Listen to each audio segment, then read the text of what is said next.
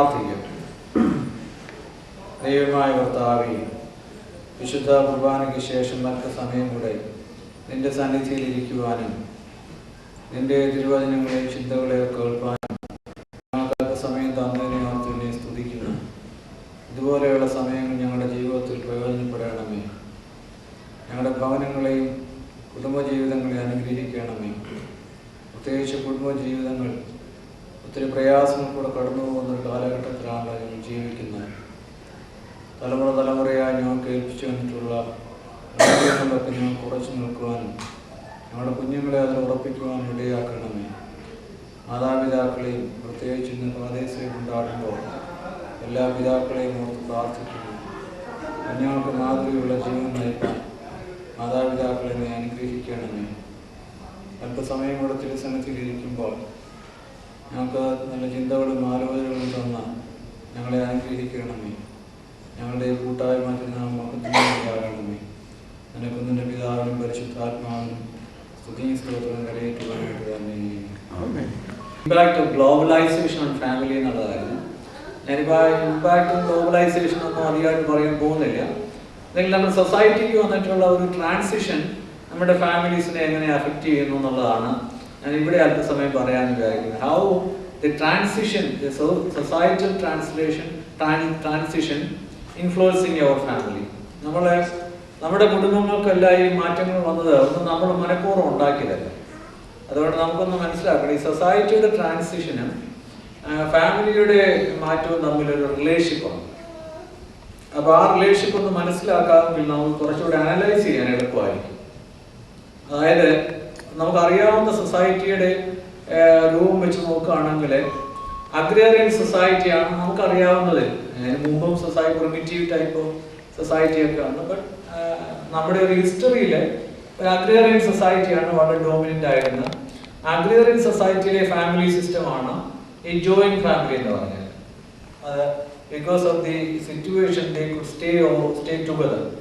കൃഷിയാണ് പ്രധാന ഉപാധി എന്നുള്ളത് കൊണ്ട് കുടുംബങ്ങൾ വിഭജിക്കപ്പെടാതെ ഒരുമിച്ച് ജീവിക്കുക എന്നുള്ളത് അഗ്രേറിയൻ സൊസൈറ്റിയുടെ നേച്ചറാണ്. അത് ആരുടെയും പ്രത്യേകിച്ച് മെറിറ്റൊന്നും അല്ല, ആ സൊസൈറ്റി അങ്ങനെ ആയിരുന്നത് കൊണ്ട് ഫാമിലി അങ്ങനെ തന്നെ ഫാഷൻ ചെയ്തു. ഈ ഭൂമിയെ സംരക്ഷിക്കാനും കൃഷി ചെയ്യാനും ഭാര്യയും മക്കളും കൊച്ചുമക്കളും എല്ലാവരും കൂടെ ഒരുമിച്ച് ചേർന്ന് വേറെ വരുമാനമില്ല, പ്രധാന ഇൻകം എന്ന് പറഞ്ഞതാണല്ലോ. അപ്പൊ ജോയിന്റ് ഫാമിലി വളരെ ശക്തമായിട്ട് നിലനിന്നത് society was agrarian. That's why ഈ ജോയിന്റ് ഫാമിലിക്ക് ഒത്തിരി നന്മയുണ്ട്, ഒത്തിരി ദൂഷ്യമുണ്ട്. അതുകൊണ്ട് ഒരു സിസ്റ്റവും നമുക്ക് നന്മയിൽ പൂർണ്ണ നന്മയെന്ന് പറയാനൊക്കെ ഇല്ല. അപ്പോൾ ഈ ജോയിന്റ് ഫാമിലിയുടെ വലിയൊരു സിസ്റ്റം നന്മയെന്ന് പറഞ്ഞാൽ the relationship which they maintained between the members, that was very, very powerful. And whenever people have problems, there was a supportive system in the joint family. That was one of the major advantage. And many of the things related to family life, the children could learn not by as information, but out of their first-hand experience they could learn many things. Because I lived in a joint family, my father was the only son to his parents, so I lived with my grandparents. So I could understand some of the merits of the joint family. അപ്പോൾ ഈ മാവിമാരും അവരുടെ മക്കളും ഇങ്ങനെ human റിലേഷനെ കുറിച്ചൊക്കെ ഒത്തിരി കാര്യങ്ങൾ പിള്ളേരെ തന്നെത്താനെ പഠിക്കും. അതിനെ പ്രത്യേകിച്ച് പഠിപ്പിക്കേണ്ട കാര്യമൊന്നും. അപ്പോഴേ അങ്ങനെ ജോയിന്റ് ഫാമിലിക്കുള്ള പല നല്ല വശങ്ങൾ, മ്യൂച്വൽ റിലേഷൻഷിപ്പ്, പിന്നെ ജോയിന്റ് ഫാമിലിയുടെ വലിയ നല്ല ഗുണമായിരുന്നു ആർക്കും സെൽഫിഷ് ആകാനൊക്കെ ഇല്ല. സെൽഫിഷ് ആകാൻ ആഗ്രഹിക്കുന്നവർക്ക് പോലും അവിടെ പറ്റുകയില്ല. അങ്ങനെയായിരുന്നു. ഇപ്പോൾ ഓർക്കുമ്പോൾ ജോയിന്റ് ഫാമിലിയിലെ ഉള്ള ഒരു വലിയ ഗുണം, elders were given the preference, അവർക്കാണ് ചോയ്സ്. അപ്പോൾ ഞങ്ങളൊക്കെ ഓർക്കും, കൊച്ചിലെ കുഞ്ഞായിരിക്കുമ്പോൾ ഞങ്ങളൊക്കെ ഓർക്കുകയും നോൻപീടിക്ക് നല്ല കൂട്ടാനും അപ്പമൊക്കെ ഉണ്ടാക്കുമല്ലോ. അപ്പോൾ അലിഖിത നിയമമാണ് first serve to the older ones, ഗ്രാൻഡ് ഫാദറും ഗ്രാൻഡ് മദറും അവർക്ക് കൊടുത്തു കഴിഞ്ഞേ നമുക്ക് പിള്ളേർക്ക് കിട്ടുകയുള്ളൂ. അതുകൊണ്ട് ഞങ്ങൾ ഓർക്കുന്ന കൊച്ചിലെ വീട്ടിൽ ചെന്ന് പറഞ്ഞ പേരൻസിനോട് അമ്മയോട് പറയാം, അമ്മ അപ്പച്ചനും അമ്മച്ചിക്കും കൊടുത്തു, എന്തിനാ അത് കഴിഞ്ഞിട്ട് വേണം നമുക്ക് കിട്ടാനായിട്ട്. അപ്പൊ എൽഡേഴ്സ് റെസ്പെക്ട്, അത് ആ ഫാമിലിയുടെ സിസ്റ്റമാണ്.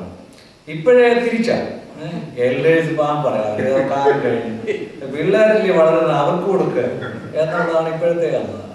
അപ്പൊ എൽഡേഴ്സ് റെസ്പെക്റ്റഡ് ആയ ഒരു സിറ്റുവേഷൻ ഉണ്ടായിരുന്നു.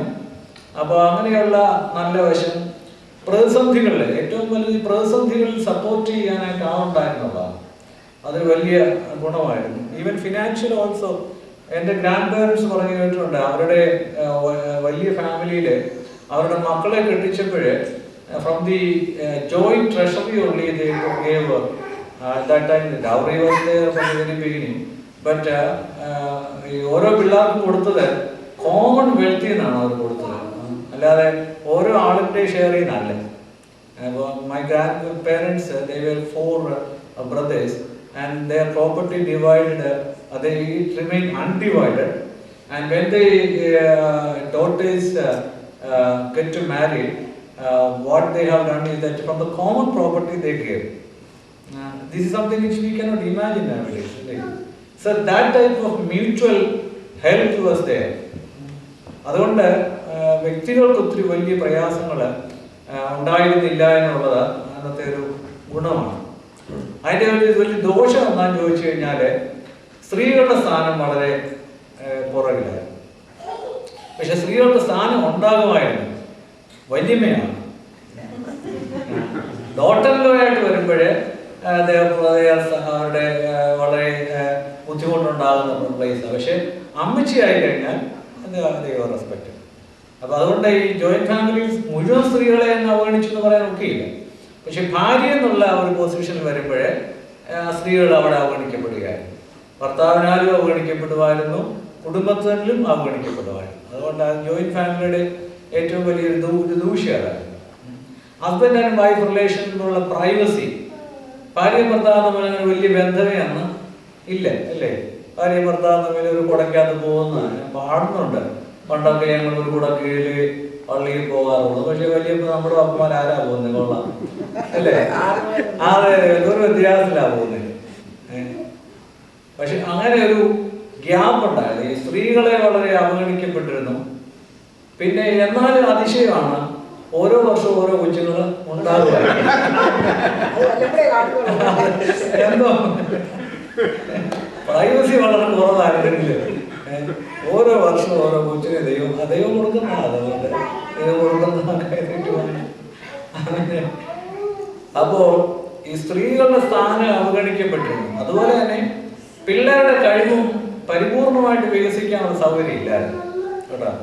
ജോയിന്റ് ഫാമിലിയിലെ കൊച്ചു പിള്ളേരെ അവരെ വളർത്തുകയല്ല, അവരങ്ങ് വളരുക കേട്ടോ. അപ്പോൾ ഈ കൂട്ടത്തിൽ 5, 6, 7, 8 ഒക്കെ ഉണ്ട്, അവരൊക്കെ വളരുക. പക്ഷെ അതിനകത്ത് ഒരു ഗുണം ഉണ്ടായത് ഈ കുട്ടികൾക്കൊരു സെൽഫിഷ് ഡിമാൻഡിങ് ടൈപ്പ് അല്ല. ജോയിന്റ് ഫാമിലിയുടെ ഒരു ഗുണം അത്രയേറെ ഡിമാൻഡിങ് ആണ്. ഓക്കെ, എന്താ നമുക്കറിയാം, ആഹാരം പോലും വെച്ച് കഴിഞ്ഞാൽ അത് ഷെയർ ചെയ്ത് കൊടുത്തെങ്കിലേ പറ്റൂ. So A sharing system was the part of the family, so they could learn out of the experience that is something which is given that cannot be taken as a resource of our own. We have to share with other people. അതുകൊണ്ട് ആ ഒരു ബാലപാഠം പിള്ളേരൊക്കെ ആ joint family പഠിച്ചിട്ടുണ്ട്. അതുമായിട്ട് നല്ല ഗുണമാണ്. ഇപ്പോഴത്തെ പിള്ളേർക്ക് അതില്ല, അല്ലേ? ഇപ്പോഴത്തെ പിള്ളേർ, നമ്മൾ പ്രത്യേകിച്ച് നിങ്ങളൊക്കെ ആണെങ്കിൽ പിള്ളേർക്ക് ഓരോ മുറിയും കൊടുത്തിട്ട്, ഓരോ ടിവിയും കൊടുത്തിട്ട്, ഓരോ കമ്പ്യൂട്ടറും കൊടുത്തിട്ട്, this is your own. You don't have to share with anybody else. So unknowingly they are becoming selfish and demanding. So the joint family, that was not possible. And in the present situation, they are becoming selfish, not because the selfish nature of a human being, but also there is a situation which nourishes that selfishness. The society is such a way fashion that the selfishness will be aggravated. That's what nowadays we see. അപ്പോൾ ഇങ്ങനെയുള്ള ഈ joint ഫാമിലിയുടെ നന്മയുണ്ട്, ദോഷമുണ്ട്. പിന്നെ അത് കഴിഞ്ഞിട്ട് വന്നു കഴിഞ്ഞപ്പോഴാണ് നമുക്ക് ന്യൂക്ലിയർ ഫാമിലി വന്നത്. ന്യൂക്ലിയർ ഫാമിലി വന്നതിൻ്റെ പുറകിലുള്ളത് അഗ്രേറിയൻ സൊസൈറ്റി, ഇൻഡസ്ട്രിയൽ സൊസൈറ്റി ആയിട്ട് മാറി. So I was trying to relate how the family system has been change. അതായത് നമ്മളാരും അങ്ങനെ ഉണ്ടാക്കിയതല്ല. സൊസൈറ്റിയുടെ ട്രാൻസിഷനുമായിട്ട് ബന്ധപ്പെട്ട്. അപ്പോൾ അഗ്രേറിയൻ സൊസൈറ്റിയിൽ നിന്ന് industrial സൊസൈറ്റിയിലോട്ട് മാറിയപ്പോഴേ the system of joint family was slowly breaking down and the nuclear family has grown up.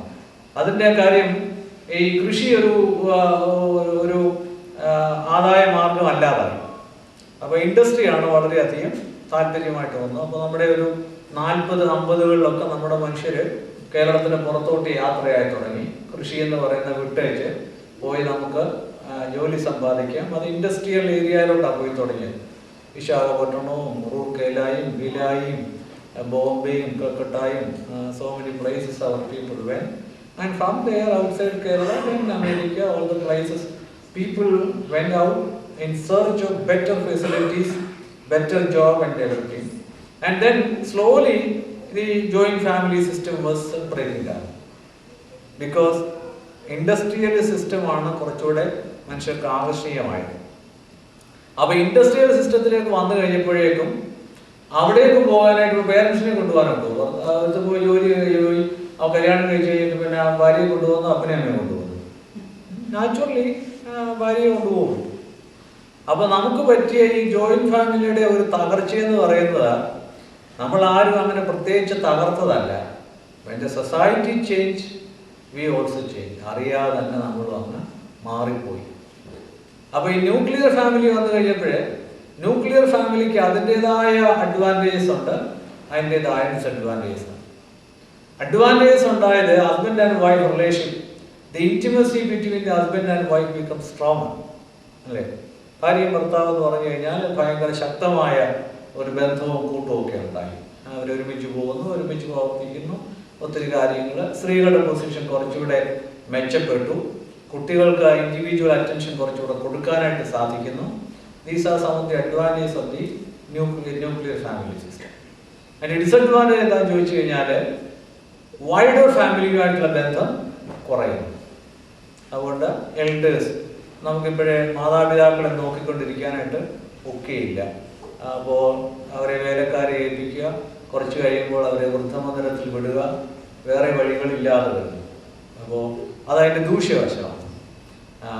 ഇപ്പം നമ്മുടെ നാട്ടിലെ വൃദ്ധമന്ദിരങ്ങൾ ഒത്തിരി ഉണ്ട്. ഇപ്പം ഞാൻ തന്നെ ചേപ്പാടന്മാർ ഡയനീഷ്യസിൻ്റെ മെമ്മോറിയലായി ഒരു വൃദ്ധമാണ്. പക്ഷെ അതിങ്ങനെ പ്രായമുള്ളവരെ കാശ് ഉള്ളവരെ താമസിപ്പിക്കുന്നതല്ല, വെറും പാവപ്പെട്ടവർ ആരോഗ്യമില്ലാത്തവരെ താമസിപ്പിക്കാൻ ഓൾഡ് ഏജ് ഹോം ഉണ്ട്. അവിടെ പ്രായമുള്ള കുറച്ച് പേരുണ്ട്. പല കാരണങ്ങൾ, അവരുടേതായ കാരണങ്ങൾ കൊണ്ട് അല്ലാതെ അവഗണിക്കപ്പെട്ടു പോയവരാണ്. അപ്പോൾ ഇപ്പോൾ കേരളത്തിൽ അങ്ങനെയുള്ള ഈ ഓൾഡ് ഏജ് ഹോംസ് ഉണ്ട്. പിന്നെ പെയ്ഡ് ഓൾഡ് ഏജ് ഹോംസ് ഉണ്ട്. മാതാപിതാക്കളെ നന്നായിട്ട് നോക്കാത്തക്കവണ്ണം അത് ഉണ്ടായിട്ടുണ്ട്. ഇതിപ്പം ഇനി കുറച്ച് കഴിയുമ്പോൾ കേരളത്തിൽ അത് വളരെയധികം നമ്മുടെ സൊസൈറ്റി ഇങ്ങനെ മുന്നോട്ട് പോവുകയാണെങ്കിൽ ഇത് ഇന്നവിറ്റബിളായിട്ട് വരും, അല്ലാതെ വേറെ വഴിയൊന്നുമില്ല. ഇപ്പം ഒരുമാതിരി സ്വയം തയ്യാറെടുക്കേണ്ടി വരും ഓൾഡ് ഹോമിൽ പോകാനായിട്ട്, ഇല്ലെങ്കിൽ കുഴപ്പമായിട്ട് വരും കേട്ടോ. അവര് പിള്ളേരെല്ലാവരെയും പഠിപ്പിച്ച് വലിയവരാക്കി പിള്ളേരെ കൊടുക്കുന്ന വിദ്യാഭ്യാസം കേരളത്തിൽ നിന്നാ പറ്റുമോ? ഒക്കെയില്ല. അവർക്ക് പുറത്ത് പോയേ ഒക്കുള്ളൂ. അതുകൊണ്ട് പേരൻസിന്റെ ഇപ്പോഴത്തെ വിചാരം പിള്ളേർ പഠിച്ച് എല്ലാവരും വളർന്ന ഓസ്ട്രേലിയയിലും അമേരിക്കയിലും എല്ലാം പോവുകയും വേണം, നമ്മളെ സംരക്ഷിക്കുകയും വേണം. നടക്കത്തില്ല. അതുകൊണ്ട് ഞാൻ പേരൻസിനോട് പറയാറുണ്ട്, നിങ്ങൾ നല്ല എഡ്യൂക്കേഷൻ കൊടുത്തുകൊള്ളുക, പക്ഷെ പിള്ളേരാരും കേരളത്തിൽ നല്ല എഡ്യൂക്കേഷൻ കൊണ്ട് ഇരിക്കാൻ ഒക്കെയില്ല. അവർ പോകും, വേറെ വഴിയൊന്നുമില്ല. നിങ്ങൾ തന്നെ പ്രിപ്പയർ ആയിക്കൊള്ളണം, എവിടെയെങ്കിലും വേണ്ടി വന്നാൽ ഓൾഡ് ഹോമിൽ കൂടെ പോകാനായിട്ട്. പിന്നെ സന്ധ്യയാകുമ്പോൾ വിലപിക്കരുത്, പിള്ളേരാരും നോക്കിയില്ല എന്ന് വിലപിച്ചിട്ട് കാര്യമില്ല. കാര്യം സൊസൈറ്റി ആ രീതിയിലോട്ട് മൂവ് ചെയ്യുകയാണ്.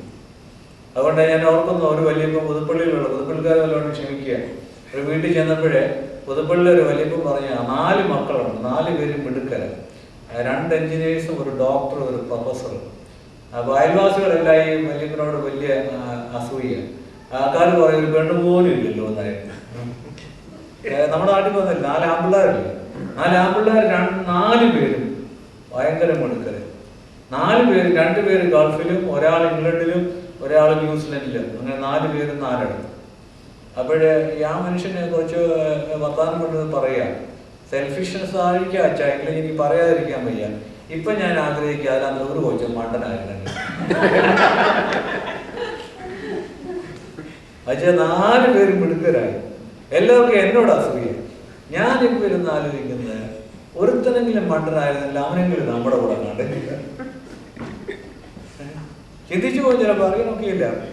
പിള്ളേര് എല്ലായിടത്തും ആടെന്ന് പറഞ്ഞാൽ സ്നേഹം പങ്കിടാനൊക്കാത്ത ഒരു ജീവിതം എന്ന് പറയുന്നത് എന്തൊരു ജീവിതം, എന്തെല്ലാം ഉണ്ടെന്ന് പറഞ്ഞു കഴിഞ്ഞാലും കേട്ടോ. അപ്പോഴേ അതിനല്ലെങ്കിൽ സബ്സ്റ്റിറ്റ്യൂട്ട് ഉണ്ടാക്കണം. ഈയിടെ ഞാൻ വായിച്ചു KM മാത്യുവിൻ്റെ 8ാമത്തെ മോതിരം എന്ന് പറഞ്ഞ ആത്മകഥ. അപ്പോൾ ഇപ്പോൾ അദ്ദേഹം ചെയ്യുന്നത്, അദ്ദേഹം പുസ്തകത്തിൽ എഴുതിയിരിക്കുന്നത്, കോട്ടയത്ത് തന്നെ മക്കൾ താമസിക്കണ്ട, പക്ഷെ പുള്ളി തന്നെ താമസിക്കുക. പക്ഷെ പുള്ളിയുടെ കൂടെ വീട്ടിൽ പുള്ളിയെ ശുശ്രൂഷിക്കുന്നവരുണ്ട്. പുള്ളിയെ ഫാമിലി മെമ്പേഴ്സിനെ പോലെയാണ് അവരുമായിട്ടുള്ള ബന്ധം. ഒരുമിച്ചിരുന്ന് അവരുമായിട്ട് സന്ധ്യയ്ക്ക് പ്രാർത്ഥിക്കുന്നു, ഒരുമിച്ചിരുന്ന് അവരുമായിട്ട് ആഹാരം കഴിക്കുന്നു. ഒരു വലിയ ഒരു ബൂർഷ അല്ലെങ്കിൽ ഒരു ക്യാപിറ്റലിസ്റ്റ് ഇമേജ് വേണേൽ കൊടുക്കാവുന്ന ഒരാളാണല്ലോ മനോരമയുടെ ചീഫ് എഡിറ്റർ എന്ന് പറയുന്ന ഒരാൾ.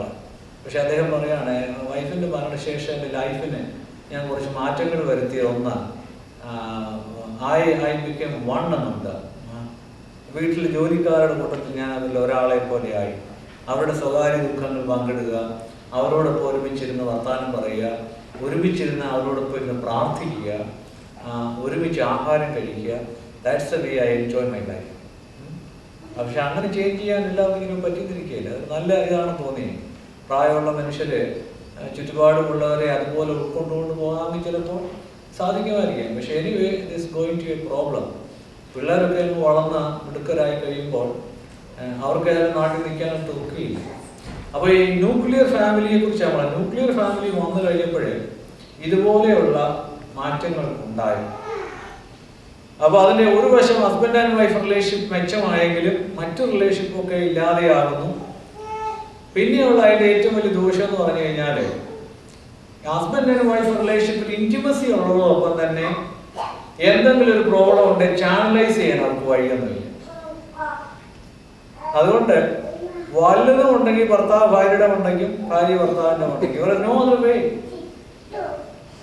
അപ്പോൾ ന്യൂക്ലിയർ ഫാമിലിയിൽ even though there is a chance for them to come together, the intimacy could be improved, and that's one advantage. At the same time, the negative side is if there is some conflict, there is no other choice, there is no outlet.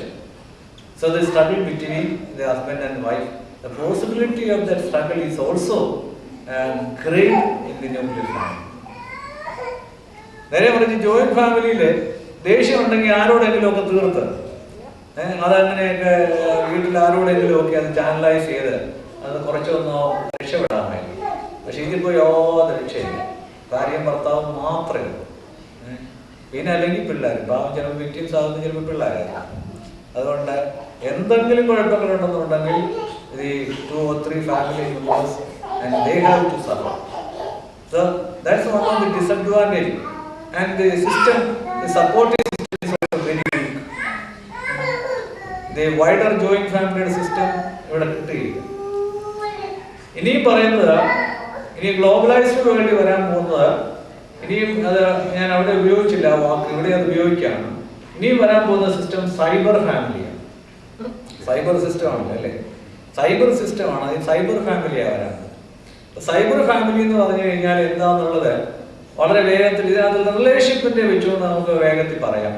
എന്താ cyber family എന്ന് പറഞ്ഞു കഴിഞ്ഞാൽ, ഇവിടെ joint ഫാമിലിയിൽ ഒരാൾ ഒരു ചെറുക്കൻ കല്യാണം കഴിക്കുകയാണെങ്കിൽ അവൻ പറയുന്നത് പിന്നെ നിന്നെ കല്യാണം കഴിച്ചെങ്കിലും എൻ്റെ പപ്പായും അമ്മ എൻ്റെ അപ്പച്ചനും അമ്മച്ചിയാണ് വളരെ ഒന്നാം സ്ഥാനത്ത്. ഞാൻ വളരെ കഷ്ടപ്പെട്ട് അവരെന്നെ വളരെ കഷ്ടപ്പെട്ട് വളർത്തിയാണ്. അതുകൊണ്ട് നീ എൻ്റെ ഭാര്യയാണെങ്കിലും I have to take care of my parents. So they have been given the first place, and you are in the second place.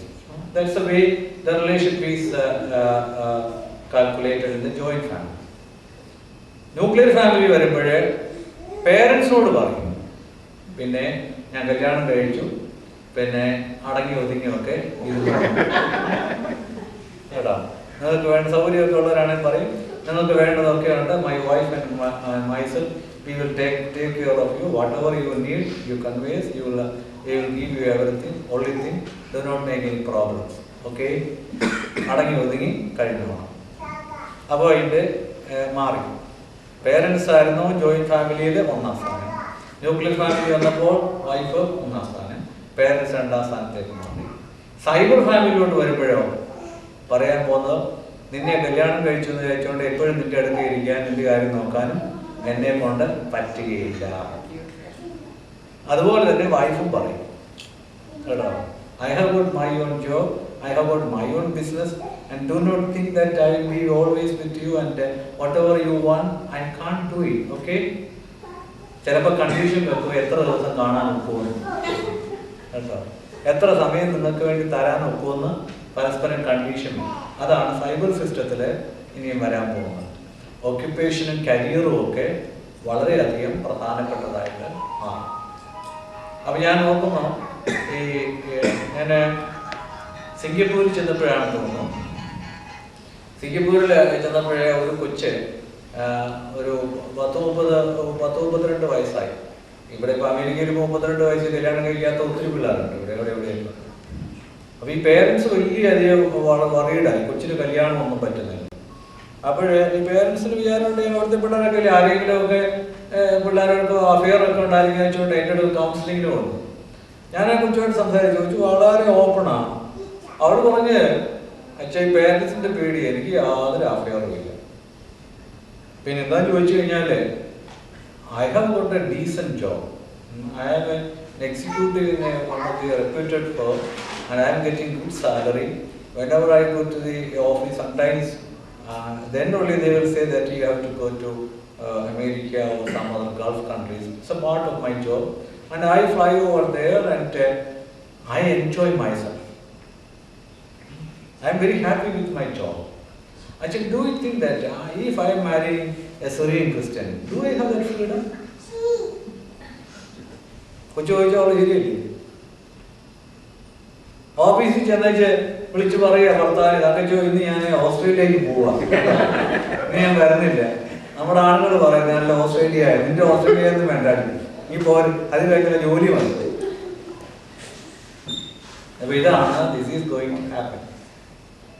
Individual choice അവരുടെ ഏറ്റവും പ്രധാനപ്പെട്ടതായിട്ട് മാറും ഈ സൈബർ ഫാമിലിയിലോട്ട് വന്നു കഴിയുമ്പോൾ. അപ്പം ഫാമിലി ഉണ്ടായില്ലെങ്കിലും വേണ്ട, അവരവരുടേതായിട്ടുള്ള ഇഷ്ടങ്ങൾക്കാണ് ഏറ്റവും പ്രാധാന്യം ഉണ്ടാകുന്നത്. നമ്മുടെ പിള്ളേർ ഒരുപക്ഷെ ഈ മിഡിൽ ഏജ്ഡ് ആയിട്ടുള്ളവർക്കോ അത്രയും മൈൻഡ് വന്നു കാണില്ല. പക്ഷെ നമ്മുടെ പിള്ളേർ വരാൻ പോകുന്ന അവരുടെ മൈൻഡ് സെറ്റ് ഇതാണ്. നമുക്കറിയാം, ഇപ്പം ഞാൻ ന്യൂയോർക്കിലും കണ്ടു ചില കുട്ടികൾ കല്യാണം കഴിക്കാൻ, എന്തോ വേണം, അതാണ് പിള്ളേർ ചോദിക്കുന്നത്, എന്തോ വേണം. പേരൻസിന് ഒത്തിരി പറയുക, പിള്ളേരെ പറഞ്ഞറിയാം, see, we are enjoying the life. We have everything. We have a job and we have friends and they have their own enjoyment. I don't know what type of enjoyment all these people have. But anyway, in their own way, they are enjoying the life. They do not want, say, they see the family as something which curtailing their freedom of movement and everything. കുടുംബം എന്ന് പറഞ്ഞു കഴിഞ്ഞാൽ അവരവർക്ക് സ്വതന്ത്രമായിട്ട് നീങ്ങാനുള്ള അവരുടെ സ്വാതന്ത്ര്യത്തെയും അവരുടെ ഇച്ഛയെയും ഒക്കെ നിയന്ത്രിക്കുന്ന ഒരു സിസ്റ്റമായിട്ട് വരികയാണ്. അതുകൊണ്ട് നമ്മുടെ ഈ സൊസൈറ്റി ഇങ്ങനെ അങ്ങോട്ട് മുന്നോട്ട് പോകാമെന്നുണ്ടെങ്കിൽ മിക്കവാറും ഫാമിലി എന്നുള്ളത് ഇല്ലാതെ that's what going to happen. കാര്യം കുടുംബം ആവശ്യമില്ല. എന്തിനാ കുടുംബം? കുടുംബം എന്ന് പറഞ്ഞാൽ എൻ്റെ ഫ്രീഡത്തിൻ്റെ മേൽ കൈ കടത്തുന്ന, എൻ്റെ ഫ്രീഡത്തെ നിയന്ത്രിക്കുന്ന ഒന്നാണ് ഫാമിലി എന്ന് പറഞ്ഞാൽ. എപ്പോഴും ഫ്രീഡത്തെ കർട്ടർ ചെയ്യുന്നതല്ലേ? ഹസ്ബൻഡിന്റെ ഫ്രീഡത്തെ വൈഫ് കർട്ടർ ചെയ്യും, വൈഫിന്റെ ഫ്രീഡത്തെ ഹസ്ബൻഡ് കർട്ടർ ചെയ്യും, ഇനി ഹസ്ബൻഡ് ആൻഡ് വൈഫിന്റെ ഫ്രീഡത്തെ പിള്ളേർ കർട്ടർ ചെയ്യും. പിന്നെ അതിന് പിന്നെ ചെയ്യാമെന്ന് പിള്ളേർ വേണ്ടാന്ന് തീരുമാനിക്കാം അല്ലേ? അതുകൊണ്ട് ഇനി വരാൻ പോകുന്നതാണ് ബോണ്ടഡ് മാരേജ്, കോൺട്രാക്ട് മാരേജസ്. അതൊക്കെ ഇനിയും നമ്മുടെ സൊസൈറ്റിയിൽ ഉണ്ടാകാൻ പോകുന്നുണ്ട്, വരും. ബോണ്ടഡ് മാരേജസ് ആണെങ്കിൽ ആദ്യം ഒരു 5 വർഷം we will be together and then decide we will continue or not. അത് വരാം. പിന്നെ പല കണ്ടീഷൻസ് വെക്കാം, പിള്ളേർ വേണോ വേണ്ട എന്നുള്ളത്. ഇപ്പം തന്നെയുണ്ട് ചൈൽഡ്ലെസ് കപ്പിൾസ് ഉണ്ട്. അവര് കല്യാണം കഴിക്കുന്നതിന് മുമ്പ് തന്നെ അവർ അങ്ങോട്ടും ഇങ്ങോട്ടും പറയും. ഹസ്ബൻഡ് പറയും എനിക്ക് താല്പര്യമില്ല, വൈഫ് പറയും എനിക്കും താല്പര്യമില്ല. അപ്പൊ പിള്ളേർ വേണ്ട എന്നുള്ള രീതിയിൽ ഈ കേരളത്തിൽ പോലും ഉണ്ട്. ഒരു 5 വർഷം മുമ്പോട്ട് സർവേയിൽ there are few couples who entered into marriage with the contract and they will not have any children, in which one Marthoma priest was also there. ഞാൻ മർദ്ദമാക്കാരെ കുറ്റം പറയാമല്ല കേട്ടോ, വിചാരിക്കരുത് ഇതിനോട്ടേക്ക്. പക്ഷേ ആ ഈ കലാകൃതിയാണെന്ന് തോന്നുന്നു സർവേ നടത്തിയായിരുന്നു ചൈൽഡ്ലെസ് കപ്പിൾസിനെ കുറിച്ച്. അപ്പോൾ അതിനകത്ത് പങ്കെടുത്തതിൽ ഒരു വൈദികനും ഭാര്യയുമുണ്ട്. അവർ രണ്ടുപേരും തീരുമാനിച്ചിരിക്കുകയാണ് ഞങ്ങൾക്ക് പിള്ളേരെ വേണ്ട. പിന്നെ അവരുടെ argument they want to devote the whole time for the society. That's why they do not want children. They may have their own justification, but this is a symptom which is going to happen in future life. So the whole family system going to be affected. So why I was narrating all these things, we should understand the people from this background. Joint ഫാമിലിയിലെ ഉള്ള ഒരു സിസ്റ്റവും ഒരു value സിസ്റ്റവും, nuclear ഫാമിലിയിലുള്ള ഒരു value സിസ്റ്റവും, cyber ഫാമിലിയിലുള്ള ഒരു value സിസ്റ്റവും മൂന്ന് ഡിഫറൻ്റ് ആണ്. അതുകൊണ്ട് ഈ ഫാമിലി പ്രോബ്ലത്തിൻ്റെ ഒറിജിൻ ഇനി നമ്മൾ കണ്ടെത്തേണ്ടത് to which system these people belong. കേട്ടോ, അവിടെ വേണം നമ്മൾ ഈ ഫാമിലി പ്രോബ്ലത്തിനെ അനലൈസ് ചെയ്യേണ്ടത്. ഈ പിള്ളേരുടെ വഴക്കുകളാണെങ്കിലും നമ്മൾ വെറുതെ പറയരുത്. ഈ ഇവരുടെ ഫാമിലി, ഉദാഹരണം പറഞ്ഞാൽ ജോയിന്റ് ഫാമിലിയിൽ വളർന്ന ഒരു കുട്ടിയുടെ ഒരു സിസ്റ്റവും ന്യൂക്ലിയർ ഫാമിലിയിൽ വളർന്ന ഒരു കുട്ടിയുടെ വാല്യൂ സിസ്റ്റം ഇത് രണ്ടും രണ്ടാണ്. അപ്പോൾ ഇവർ തമ്മിൽ വിവാഹം കഴിച്ചു കഴിഞ്ഞാൽ അതിൻ്റെതായ പ്രോബ്ലം ഉണ്ടാകും. ഇപ്പോൾ ജോയിന്റ് ഫാമിലി, ഞാൻ ഓർക്കുന്നു ഒരു വീട്ടിലെ ഒരു കല്യാണം, ഒരു പ്രശ്നം വന്നത് ഭർത്താവ് പറഞ്ഞത്, അച്ഛാ ഇവിടെ വീട്ടിൽ വന്നിട്ട് എൻ്റെ പപ്പായുടെ മുമ്പിൽ കാലുമേ കല്ലിട്ടിരുന്നു. നമ്മുടെ നാട്ടിൽ പെണ്ണുങ്ങൾ അനുഭവിച്ചിട്ടില്ലാത്തതല്ലേ. പക്ഷേ കഴിവെന്താ, ഇവന്റെ സിസ്റ്റം ജോയിന്റ് ഫാമിലിയാണ്. അപ്പൊ എൽഡേഴ്സിനെ റെസ്പെക്ട് ചെയ്യാനായിട്ട് ചില അടയാളങ്ങളൊക്കെ ഉണ്ട്, അതെല്ലാം അവൻ പഠിച്ചെടുത്തിട്ടുണ്ട്. ഈ പാവം കൊച്ചി ഇവള് ഒരു ന്യൂക്ലിയർ ഫാമിലിയിലാണ് വളർന്നത്. അവൾ അപ്പൻ്റെ കൂടെ, അവൾ പറയാണ്, ഞാൻ എൻ്റെ പപ്പായുടെ കൂടെ ഇരുന്നിട്ടുണ്ട്, പപ്പ എന്നെ ഒരിക്കലും വഴക്ക് പറഞ്ഞിട്ടില്ല, എനിക്കറിയാൻ വയ്യ. ഇത് രണ്ട് വലിയ കുഴപ്പമുള്ളതാണ്. അപ്പൊ ഇവിടെയുള്ള വ്യത്യാസം എന്താ, രണ്ട് സിസ്റ്റത്തിൽ വളർന്നവരാണ്. അപ്പൊ ജോയിന്റ് ഫാമിലിയിൽ ജനിച്ചു വളർന്ന ഒരാളിന്റെ സിസ്റ്റവും ന്യൂക്ലിയർ ഫാമിലിയിൽ ജനിച്ചു വളർന്ന ഒരാളിന്റെ സിസ്റ്റവും രണ്ടും രണ്ടാണ്. അതുകൊണ്ട് there is likely to be conflict between the people who are born up and brought up in these different types. അവിടെ ഹസ്ബൻഡ് ആൻഡ് വൈഫ് അങ്ങോട്ടും ഇങ്ങോട്ടും മനസ്സിലാക്കേണ്ടത് ഏത് വാല്യൂ സിസ്റ്റമാണ് ഇവരെ കൺട്രോൾ ചെയ്യുന്നത്, അതിനനുസരിച്ച് വേണം മനസ്സിലാക്കാനായിട്ട് തോന്നുന്നത്. ചിലപ്പോൾ തിരിച്ചും വരാം കേട്ടോ. ചിലപ്പോൾ വൈഫ് ജോയിന്റ് ഫാമിലി സിസ്റ്റത്തിലായിരിക്കാം, ഹസ്ബൻഡ് ന്യൂക്ലിയർ ഫാമിലി സിസ്റ്റത്തിലായിരിക്കാം. അപ്പോൾ ഏത് സിസ്റ്റത്തിലായോ ആ സിസ്റ്റം അവരെ മോൾഡപ്പ് ചെയ്യും, അവരെ കണ്ടീഷൻ ചെയ്യും, അവരുടെ ബിഹേവിയറിനെ കണ്ടീഷൻ ചെയ്യും. അവരുടെ ഫാമിലി കോൺഫ്ലിക്ട്സിൽ അവസാനിക്കുമ്പോൾ we have to analyse to which system they belong. അതാണ് സംഭവിക്കുന്ന ഒന്ന്. ഇനിയും വരാൻ പോകുന്നത്, ഇനിയിപ്പം ന്യൂക്ലിയർ ഫാമിലിയിലും സൈബർ ഫാമിലിയിലും തമ്മിലുള്ളതാണ് ഇനിയും നമുക്ക് സംഭവിക്കാൻ പോകുന്ന കോൺഫ്ലിക്റ്റ്. ന്യൂക്ലിയർ ഫാമിലിയിൽ ഹസ്ബൻഡ് ആൻഡ് വൈഫ് തമ്മിലുള്ള റിലേഷൻഷിപ്പ് ഇൻറ്റിമേറ്റ് ആണെന്നൊക്കെ പറഞ്ഞു കഴിഞ്ഞു. അതിനേക്കാൾ ഫ്രീഡമാണ് സൈബർ ഫാമിലിയിലെ ഇൻഡിവിജ്വൽസിന് കൊടുക്കേണ്ടത് കേട്ടോ. അപ്പോഴേ ന്യൂക്ലിയർ ഫാമിലിയിൽ husband and wife, husband late ആണെന്നുണ്ടെങ്കിൽ വൈഫിനെ വിളിച്ചു പറയും ഞാൻ ഇച്ചിരി ലേറ്റ് ആവും. സൈബർ ഫാമിലിയിലോട്ട് വരുമ്പോഴോ ഇത് വിളിച്ചു പറയേണ്ട കാര്യം എന്താ, നിനക്കറിയാൻ ഞാൻ അതുപോലുള്ള ജോലിയാണ് ചെയ്യുന്നത്, അപ്പോൾ അതുകൊണ്ട് എനിക്ക് പോകേണ്ടി വന്നിരിക്കുന്നു, നീ എന്താ കൊച്ചു കുഞ്ഞാണോ, ഇതൊക്കെ എന്തിനാ വിളിച്ചു പറയേണ്ട കാര്യം എന്താ. അവൾ അവിടെയും പ്രശ്നം വരുന്നത് ഈ സിസ്റ്റത്തിന്റെ മാറ്റം ഓരോരുത്തരുടെയും വ്യക്തിപരമായ പെരുമാറ്റങ്ങളെ ബാധിക്കും. അപ്പൊ അതുകൊണ്ട് നമ്മുടെ കുട്ടികളെ ഏത് സിസ്റ്റത്തിലാണെന്നുള്ളത് നമ്മൾ അനലൈസ് ചെയ്യുകയും പേരൻസ് വിവാഹം നടത്തുമ്പോഴൊക്കെ ഈ ഇന്ന് ഒത്തിരി സിമിലാരിറ്റീസ് നോക്കുന്നതോടൊപ്പം തന്നെ ഇതിനെക്കുറിച്ച് ഒന്ന് നോക്കുന്ന കൊള്ളാം കേട്ടോ. വളരെ എക്സ്ക്ലൂസീവായ ഒരു സൈബർ വാല്യൂ സിസ്റ്റം ഉള്ള ഒരു പെങ്കൊച്ചും ഒരു ജോയിന്റ് ഫാമിലിയുടെ സിസ്റ്റം ഉള്ള ഒരു ആൺകൊച്ചും തമ്മിൽ കല്യാണം കഴിച്ചാൽ നിലനിൽക്കാൻ പോകുന്നില്ല, പ്രയാസമായിരുന്നു. അപ്പൊ അതുകൊണ്ട് ഇനിയും മുതൽ നമ്മൾ നോക്കേണ്ടത് ഇവരുടെ ഒരു വാല്യൂ സിസ്റ്റം എവിടെ നിൽക്കുന്നത്, അത് നോക്കിയിട്ട് വേണം ഒരു മാച്ചിങ് ആയിട്ട് നമുക്ക് വിവാഹത്തെ കൊണ്ടുപോകേണ്ടത്.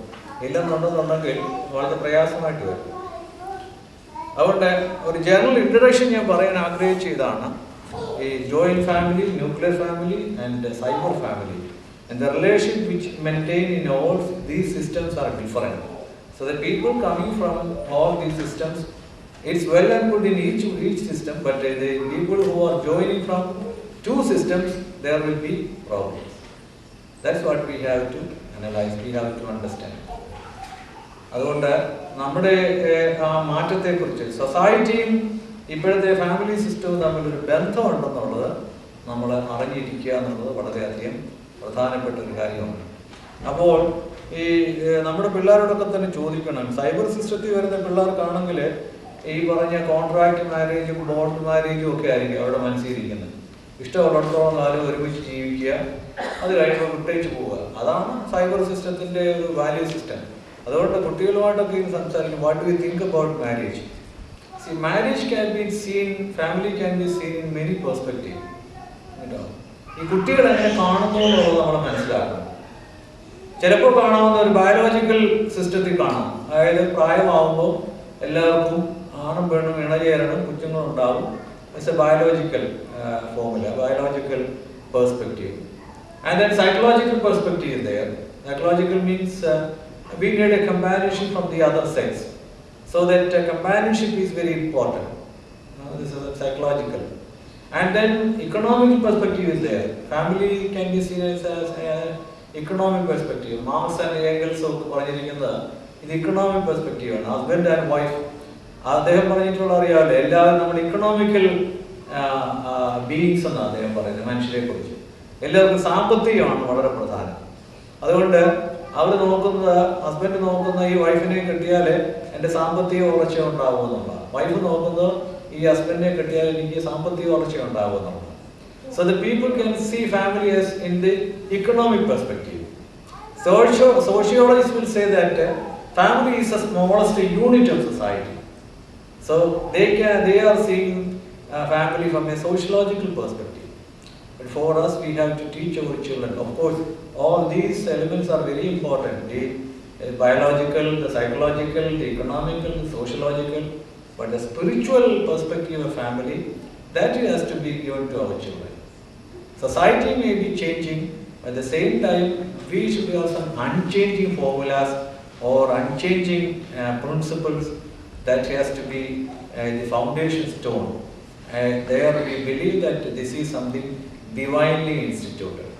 ദൈവം കൂട്ടിച്ചേർക്കുന്ന, ദൈവം മനുഷ്യർക്ക് കൊടുത്തിട്ടുള്ള ഒരു പ്രിവിലേജാണ് ഈ കുടുംബജീവിതം എന്നുള്ളത്. അതാണ് ഏത് സൊസൈറ്റി ആണെങ്കിലും ഉള്ള ഒരു ക്രിസ്ത്യൻ വാല്യൂ സിസ്റ്റം നമ്മൾ വളർത്തിയെടുക്കേണ്ടതാണ്. പക്ഷേ നമ്മൾ അങ്ങനെ വളർത്തിയെടുക്കാനായിട്ട് നമ്മൾ പരാജയപ്പെടുന്നു. നമ്മുടെ കുട്ടികളാണെങ്കിലും ഏത് സിസ്റ്റത്തിൽ വീഴുന്നോ അതിൻ്റെ വാല്യൂ സിസ്റ്റമാണ് അവർ എടുക്കുന്നത്. ഒരു ക്രിസ്ത്യൻ പെർസ്പെക്റ്റീവ് നമ്മുടെ കുട്ടികൾക്ക് കിട്ടുന്നില്ല. ആ ക്രിസ്ത്യൻ പെർസ്പെക്റ്റീവ് കൊടുക്കാൻ നമുക്ക് സാധിക്കുമോ എന്നുള്ളതാണ് നമ്മുടെ പേരൻസിൻ്റെ മുമ്പിലുള്ള വലിയ വെല്ലുവിളി. അതുകൊണ്ട് family should be seen from a Christian perspective. That's what we have to teach our children. Of course, society will change, but there are some unchanging formulas, unchanging principles. That's about the family. God has created, and God really united them together. So this is something which we have to keep together. Okay? അപ്പോൾ ഇത് പൊതുവായ ചില കാര്യങ്ങൾ പറഞ്ഞ് ചില കാര്യങ്ങളൂടെ പറഞ്ഞിട്ട് ഞാൻ പിന്നെ നമുക്ക് സമയം അങ്ങോട്ടും ഇങ്ങോട്ടും നമുക്ക് ചോദിക്കാം. ഈ ഫാമിലി ലൈഫ് വിജയിക്കണമെങ്കിൽ ഫാമിലി ലൈഫിൻ്റെ ഏറ്റവും പ്രധാനപ്പെട്ട കാര്യം ഇന്റിമേറ്റ് റിലേഷൻഷിപ്പാണ് ഫാമിലിക്കുള്ളത്. അപ്പോൾ അതിൽ ബോഡി, മൈൻഡ് ആൻഡ് സ്പിരിറ്റ്, ഇത് മൂന്നും റിലേറ്റ് ചെയ്യണം. നമ്മുടെ ഫാമിലി ലൈഫിൽ ചിലപ്പോൾ വരുന്ന കുഴപ്പമെന്ന് ചോദിച്ചു കഴിഞ്ഞാൽ ഇതിലേതെങ്കിലും ഒരു ആസ്പെക്റ്റ് മറ്റതിനു വേണ്ടി തള്ളിക്കളയും കേട്ടോ. നമുക്കറിയാം, we have body, mind and spirit. And in all comparing with all other relationship, the husband and wife relationship only, these three things are coming together. Even with the parents also, we have spiritual, mental union, but no physical union. Physical union is possible only in husband and wife relation. That's why it is so intimate compared with all other relations. That's what we see in the Bible also. They will become one in flesh. So there, the intimacy in all these elements, the physical, the mental and spiritual. So I find that, generally speaking, I find one of the major mistakes which happen in the family life is that some people will ignore one side. Sometimes the spiritual side, some people will ignore. Some people will ignore the psychological side. Some people will ignore the physical side. These three to the appropriate place. മൂന്നിനും അതിൻ്റെതായ സ്ഥാനമാണ്. അപ്പോൾ ഈ spiritual ആയിട്ടുള്ളതിനാണ് quality നിശ്ചയിക്കുന്നത്. ഒരാളിൻ്റെ quality എന്ന് പറയുന്നത് ആളിൻ്റെ സ്പിരിച്വാലിറ്റിയോട് ബന്ധപ്പെട്ടതാണ്. അവിടെ ഹസ്ബൻഡ് ആൻഡ് വൈഫ് റിലേഷൻഷിപ്പിൽ ഒരു ക്വാളിറ്റി മെയിൻറ്റെയിൻ ചെയ്യണമെന്നുണ്ടെങ്കിൽ ദൈവത്തോടുള്ള ഒരു ബന്ധം. ഞാൻ അവിടുത്തെ ക്ലാസ്സിൽ പറഞ്ഞത് എടുത്തിവിടെ പറയുകയാണ്. അതായത് ഹസ്ബൻഡ് ആൻഡ് വൈഫ് റിലേഷൻഷിപ്പിൽ സ്നേഹം, സന്തോഷം, സമാധാനം, ദയ, ദീർഘക്ഷമ, പരോപകാരം, സൗമ്യത, വിശ്വസ്ത, ഇന്ദ്രിയം, ഇത് സ്പിരിച്വൽ ക്വാളിറ്റീസാണ്. ഇത് നമുക്ക് പൈസ കൊണ്ടൊന്നും വാങ്ങിക്കാൻ ഒക്കെയില്ല, വിദ്യാഭ്യാസം കൊണ്ടൊന്നും വാങ്ങിക്കാൻ ഒക്കുന്നല്ല. This is something which we have to get through the gift as Holy Spirit, gift of Holy Spirit. Unless and until we are renewed by the Holy Spirit, we may not have that gift. If these gifts are not in our life, no communion, no union is possible. The love. The first fruit of Holy Spirit is love. Love that is unconditional. ഒരു ഉപാധിയില്ലാതെ സ്നേഹിക്കാൻ കഴിയുന്ന കേട്ടോ. ചിലപ്പോൾ ചില സ്ത്രീകളുണ്ട്, അല്ലെങ്കിൽ പുരുഷന്മാരുണ്ട്. ഞാൻ ഓർക്കുന്നു, ഈ ഒരു പെങ്കൊച്ചിനെ കല്യാണം കഴിപ്പിച്ച് എൻ്റെ പുസ്തകത്തിൽ ഞാൻ എഴുതിയിട്ടുണ്ട് ആ ഇവന്റ്. അതായത് ഒരു പെങ്കൊച്ചി അവർക്കൊരു വലിയ നിർബന്ധമായിരുന്നു, നല്ല വെളുത്ത ഒരു ചെറുക്കനെ കിട്ടണം കേട്ടോ. അവിടെ ഭയങ്കര നിർബന്ധമാണ്. അപ്പോൾ ആലോചന വന്നു കഴിഞ്ഞപ്പോഴേ അവനെ വെളുത്തതല്ലെന്ന് മാത്രമല്ല, അതിൻ്റെ ഓപ്പോസിറ്റ്. അത് മോശമെന്നുള്ളതല്ല ഞാൻ പറയുന്നത്. അപ്പോഴുണ്ട്. പക്ഷേ ആ കൊച്ചിന് എഞ്ചിനീയറാണ് കേട്ടോ. അപ്പോൾ ഇവർ BSc വരെ പഠിച്ചതേ ഉള്ളൂ. അപ്പോൾ വീട്ടുകാർ നിർബന്ധിക്കുമല്ലോ, ഒരു BSc വരെ പഠിച്ച ഒരു കൊച്ചിന് എഞ്ചിനീയറെ കിട്ടണം, അതിൽ കൂടുതൽ വേണം.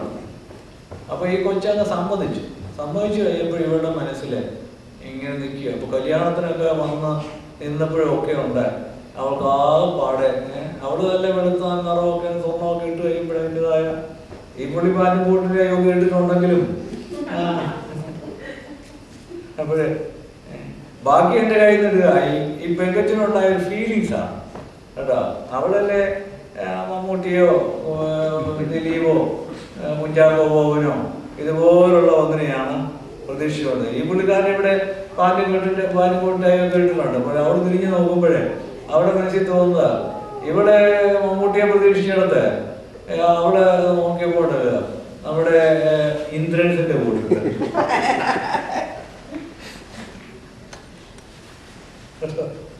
അപ്പൊ വലിയ പ്രതീക്ഷയാണ് വരുന്നത്. പക്ഷെ അപ്പോൾ ഇവിടെ ഉണ്ടായത് വളരെയധികം. അപ്പം എഞ്ചിനീയർ ആണെന്ന് പറഞ്ഞുകൊണ്ട് നിങ്ങൾ സമ്മതിച്ചുവെങ്കിലും അതേസമയം തന്നെ ഫ്രസ്ട്രേഷൻ കിടക്കും കേട്ടോ. അപ്പോൾ ഇത് മനുഷ്യർക്കൊക്കെ ഉണ്ടാകാവുന്നതാണ്. അപ്പോൾ ഈ ഒരു ഫ്രസ്ട്രേഷൻ വന്നാൽ ഈ ആളിനെ ഇഷ്ടപ്പെടണം. ഇഷ്ടപ്പെടണമെങ്കിൽ എന്തോ ചെയ്യണം? ലവ് ഓഫ് ഗോഡ് ഇല്ലാതെ പറ്റിയില്ല. അവിടെയായി സ്നേഹത്തിൻ്റെ ആഴം എന്ന് പറയുന്നത്. അവളുടെ സൗന്ദര്യത്തിൻ്റെ പ്രതീക്ഷയ്ക്ക് ഒന്നും ആ കൊച്ചം വന്നില്ല. പിന്നെ ഈ ആളിനെ സ്നേഹിക്കണമെന്നുണ്ടെങ്കിൽ എങ്ങനെ ആകുന്നത്? എൻ്റെ അടുക്കൽ ഒരു സ്ത്രീ വന്നിച്ച് പറയാ, 20 വർഷമായി എനിക്ക് 3 കുഞ്ഞുങ്ങളുണ്ടായി. ഞാൻ ഒട്ടും അവിശ്വസ്തയല്ല, ഞാൻ വേറെ ആളിനെ സ്നേഹിക്കുന്നില്ല. പക്ഷെ എൻ്റെ ഹസ്ബൻഡിനെ എനിക്ക് ഇപ്പോഴും സ്നേഹിക്കാൻ കഴിയും. ഞാൻ ചോദിച്ച കാര്യം എന്താ? ഈ കാര്യം അവൾ വേറെ പറഞ്ഞാണ്, കുറച്ചുകൂടെ ഹാൻസമായ ഒരാളിനെ ഞാൻ മനസ്സിൽ പ്രതീക്ഷിച്ചു. എനിക്കത് കിട്ടിയില്ല. ഒരു ഡിഗ്രിക്കാരനെ കിട്ടണം. ഞാൻ ഡിഗ്രി പാസ്സായതാണ്. എനിക്കൊരു ഡിഗ്രിക്കാരനെ കിട്ടണമെന്ന് ആഗ്രഹിച്ചു. എനിക്ക് കിട്ടിയില്ല. സിഗരറ്റ് വലിക്കാത്ത, മദ്യപിക്കാത്ത ഒരാൾ എനിക്ക് വേണമെന്ന് ആഗ്രഹിച്ചു. അതും സാധിച്ചില്ല. എൻ്റെ പ്രതീക്ഷകൾ ഈ പറഞ്ഞ 3-4 കാര്യങ്ങൾ എനിക്ക് ഇത്രയും ഉണ്ടായിരുന്നു. പക്ഷെ അവിടെ പറയുന്നത് അവിടെ അപ്പം മരിച്ചു പോയി കഴിഞ്ഞിട്ട് അമ്മാച്ചനെ കല്യാണം ആലോചിച്ചു. അപ്പം അമ്മാച്ചൻ കല്യാണം ആലോചിച്ചപ്പോഴാണ് ഇയാൾ ഗൾഫിൽ ജോലിയാണ്, പണമുണ്ട്, അയാൾക്ക് പ്രീ ഡിഗ്രി ആണ്ട് വിദ്യാഭ്യാസമുള്ളൂ. പക്ഷേ ഇയാൾക്കൊട്ട് ഗുഡ് ജോബ്, ഇയാൾക്കൊട്ട് മണി ഓൾസോ. അതുകൊണ്ട് ഈ അമ്മാച്ചൻ വന്നിച്ച് പറഞ്ഞു, സാധാരണ മനുഷ്യൻ പ്രാഗ്മാറ്റിക് ആയിട്ടുള്ള നോക്കത്തുള്ളൂ. എടി കൊച്ചേ, നിനക്ക് നിന്നെ നന്നായിട്ട് നോക്കുന്ന ഒരു ചെറുക്കൻ ജോലിയുണ്ട്, ശമ്പളമുണ്ട്, പിന്നെ ഡിഗ്രിയാണ് വലിയ കാര്യം. ഡിഗ്രിയാണ് തെക്കോടൊക്കെ നടക്കുന്നത്. നമ്മുടെ നാട്ടിൽ പറയല്ലോ തെക്കോടൊക്കെ നടക്കുന്നതിനൊക്കെ നല്ല ജോലിയുണ്ട്, എല്ലാം ഉണ്ട്. എന്നിട്ട് ആ കുട്ടിക്ക് മനസ്സ് വന്നില്ല. പക്ഷെ അമ്മയെ അപ്പോഴത്തേക്ക് അപ്പോൾ അമ്മാച്ചൻ വളരെ സ്ട്രോങ് ആയിട്ട് പറയും, എന്നാൽ നീ ആലോചിച്ചോണം, എൻ്റെ അടുത്ത് മേലാ പറഞ്ഞേക്കുന്നത്. അപ്പോഴത്തേക്ക് വിധവയായ സ്ത്രീ വളരെയധികം അവരോട് പറഞ്ഞിട്ട്, മോളെ ഞാൻ എന്തോ ചെയ്യും, നീ അങ്ങ് സമ്മതിക്കും. സമ്മതിച്ചു. അവരൊരുമിച്ച് ജീവിക്കുന്നുണ്ട്, കുഴപ്പമൊന്നുമില്ല. പക്ഷേ കൗൺസിലിങ്ങിന് വരുമ്പോഴല്ലേ ഹൃദയം തോന്നുന്നത് വെച്ചാൽ എനിക്ക് സ്നേഹിക്കാൻ ആഗ്രഹമുണ്ട്, പക്ഷെ എനിക്ക് ഒക്കുന്നു. ഇത് ഇത് ഇത് ഇത് ചിലപ്പോൾ ജീവിതത്തിൽ ഉണ്ടായിരുന്നിരിക്കും. ആരും പറയില്ല കേട്ടോ. കാര്യം അവൾ പറയുന്നേ, എനിക്ക് വലിയ സ്വപ്നങ്ങളൊന്നുമില്ല, എനിക്ക് വലിയ പണമൊന്നും വേണ്ട, എനിക്ക് 2-3 കൊച്ചു ആഗ്രഹങ്ങളുണ്ടായിരുന്നു. എൻ്റെ ഭർത്താവ് അല്പം ഹാൻസം ആയിരിക്കണം, he should at least have a degree, and he should not have a person smoking and taking drinks. അയാൾ വലിയ അഡിക്റ്റ് ആണെന്ന് ഞാൻ പറയുന്നില്ല, occasionally only is taking, but I don't like, and smoking also I don't like. So I have got a person contradicted to my expectations. How can I love him? ഞാൻ പറഞ്ഞു, you have to love him, no other way, no other way. പക്ഷേ എനിക്ക് പറ്റുന്നില്ല. ഞാൻ പറഞ്ഞില്ലേ, നിങ്ങളുടെ പ്രാർത്ഥനയുടെ പ്രധാന വിഷയം അതാണ്. ഡെയിലി യു ഷുഡ് പ്രേ. എൻ്റെ ഹസ്ബൻഡിനെ സ്നേഹിക്കാൻ എനിക്ക് കൃപ തരണം. ഡെയിലി പ്രാർത്ഥിക്കണം. ദൈവം കൃപ കൊടുത്തതായിരിക്കും, പക്ഷെ അത് പ്രാർത്ഥിക്കണം. അപ്പോഴും മനുഷ്യന്റെ മനസ്സിനെ എങ്ങനെയൊക്കെയാണ് പോകുന്നത് നമ്മൾ അറിയുന്നില്ല. വളരെ നമ്മുടെ മനസ്സെന്ന് പറഞ്ഞ് പുറമേ കാണിക്കുന്നതല്ല. പല ഭർത്താക്കന്മാരും ഭാര്യമാരും ഒക്കെ ഒരുമിച്ച് സ്നേഹത്തോടെ കഴിയുമെന്ന് പറഞ്ഞു കഴിഞ്ഞാലുണ്ടല്ലോ, ഈ എന്തോ ഒരു വിദൂരത്തിലായത് പോകുന്നുള്ളത് അറിയത്തില്ല കേട്ടോ. കൗൺസിലർ എടുക്കില്ല, ഒരു ഭാര്യയും ഭർത്താവോടെ വന്നു. ഭർത്താവിന്റെ സ്കൂട്ടറിന്റെ പുറകിൽ ഇങ്ങനെ ചുറ്റി ഇരുന്ന കെട്ടിപ്പിടിച്ചുകൊണ്ടിരുന്ന ഭാര്യയും ഭർത്താവോടെ വന്നു. അപ്പൊ കൗൺസിലിംഗ് വേറെ ആൾക്കാർ ഇരിക്കും. It's not my experience, but I have read it. അപ്പൊ പറഞ്ഞിരിക്കുകയാണ്, അപ്പൊ വേറൊരു ഭാര്യയും ഭർത്താവും ദിവസം വഴക്കിട്ടേക്ക് അവർ കൗൺസിലർ എടുക്കാവുന്നേ. അപ്പൊ അവർക്ക് അതിശയം തോന്നി, ഈ ഭാര്യയും ഭർത്താവ് അവർ വരുന്നത് വളരെ സന്തോഷത്തോടാണല്ലോ. ഭാര്യയാണെന്നുണ്ടെങ്കിൽ ഭർത്താവിന്റെ വയറ്റത്ത് കെട്ടിപ്പിടിച്ചിരിക്കുകയും ചെയ്യണം. അപ്പൊ ഈ സ്ത്രീക്ക് ഒരു ക്യൂരിയോസിറ്റി ഉണ്ടായി. ഞങ്ങൾ വഴക്കിട്ടെന്ന് പറഞ്ഞു കഴിഞ്ഞാൽ ഞങ്ങൾ കൗൺസിലറെ കാണാൻ വന്നാൽ ഞങ്ങൾ ദിവസവും വഴക്കാം. ഇപ്പോഴും മിണ്ടിയിട്ട് 2-3 ദിവസമായി. അതുകൊണ്ടാണ് ഞങ്ങൾ കാണാൻ. നിങ്ങൾ വളരെ സന്തോഷമായിട്ട് 2 മോട്ടോർ സൈക്കിളിന്റെ പുറകെ കെട്ടിപ്പിടിച്ച് വന്നിട്ട് നിങ്ങൾ എന്തിനായി കൗൺസിലറെ കാണാൻ വന്നത്? അപ്പോൾ ഞാൻ ഭാര്യ പറഞ്ഞത്, അതാ ഞങ്ങളുടെ വിജയം. ഞാൻ എന്തിനാ കെട്ടിപ്പിടിച്ചതെന്ന് അറിയാമോ? ഇയാളെ മോട്ടോർ സൈക്കിൾ തന്നെ താഴെ, ഞാൻ താഴെ വീണ ഇയാളെ കൊണ്ടേ വീഴും.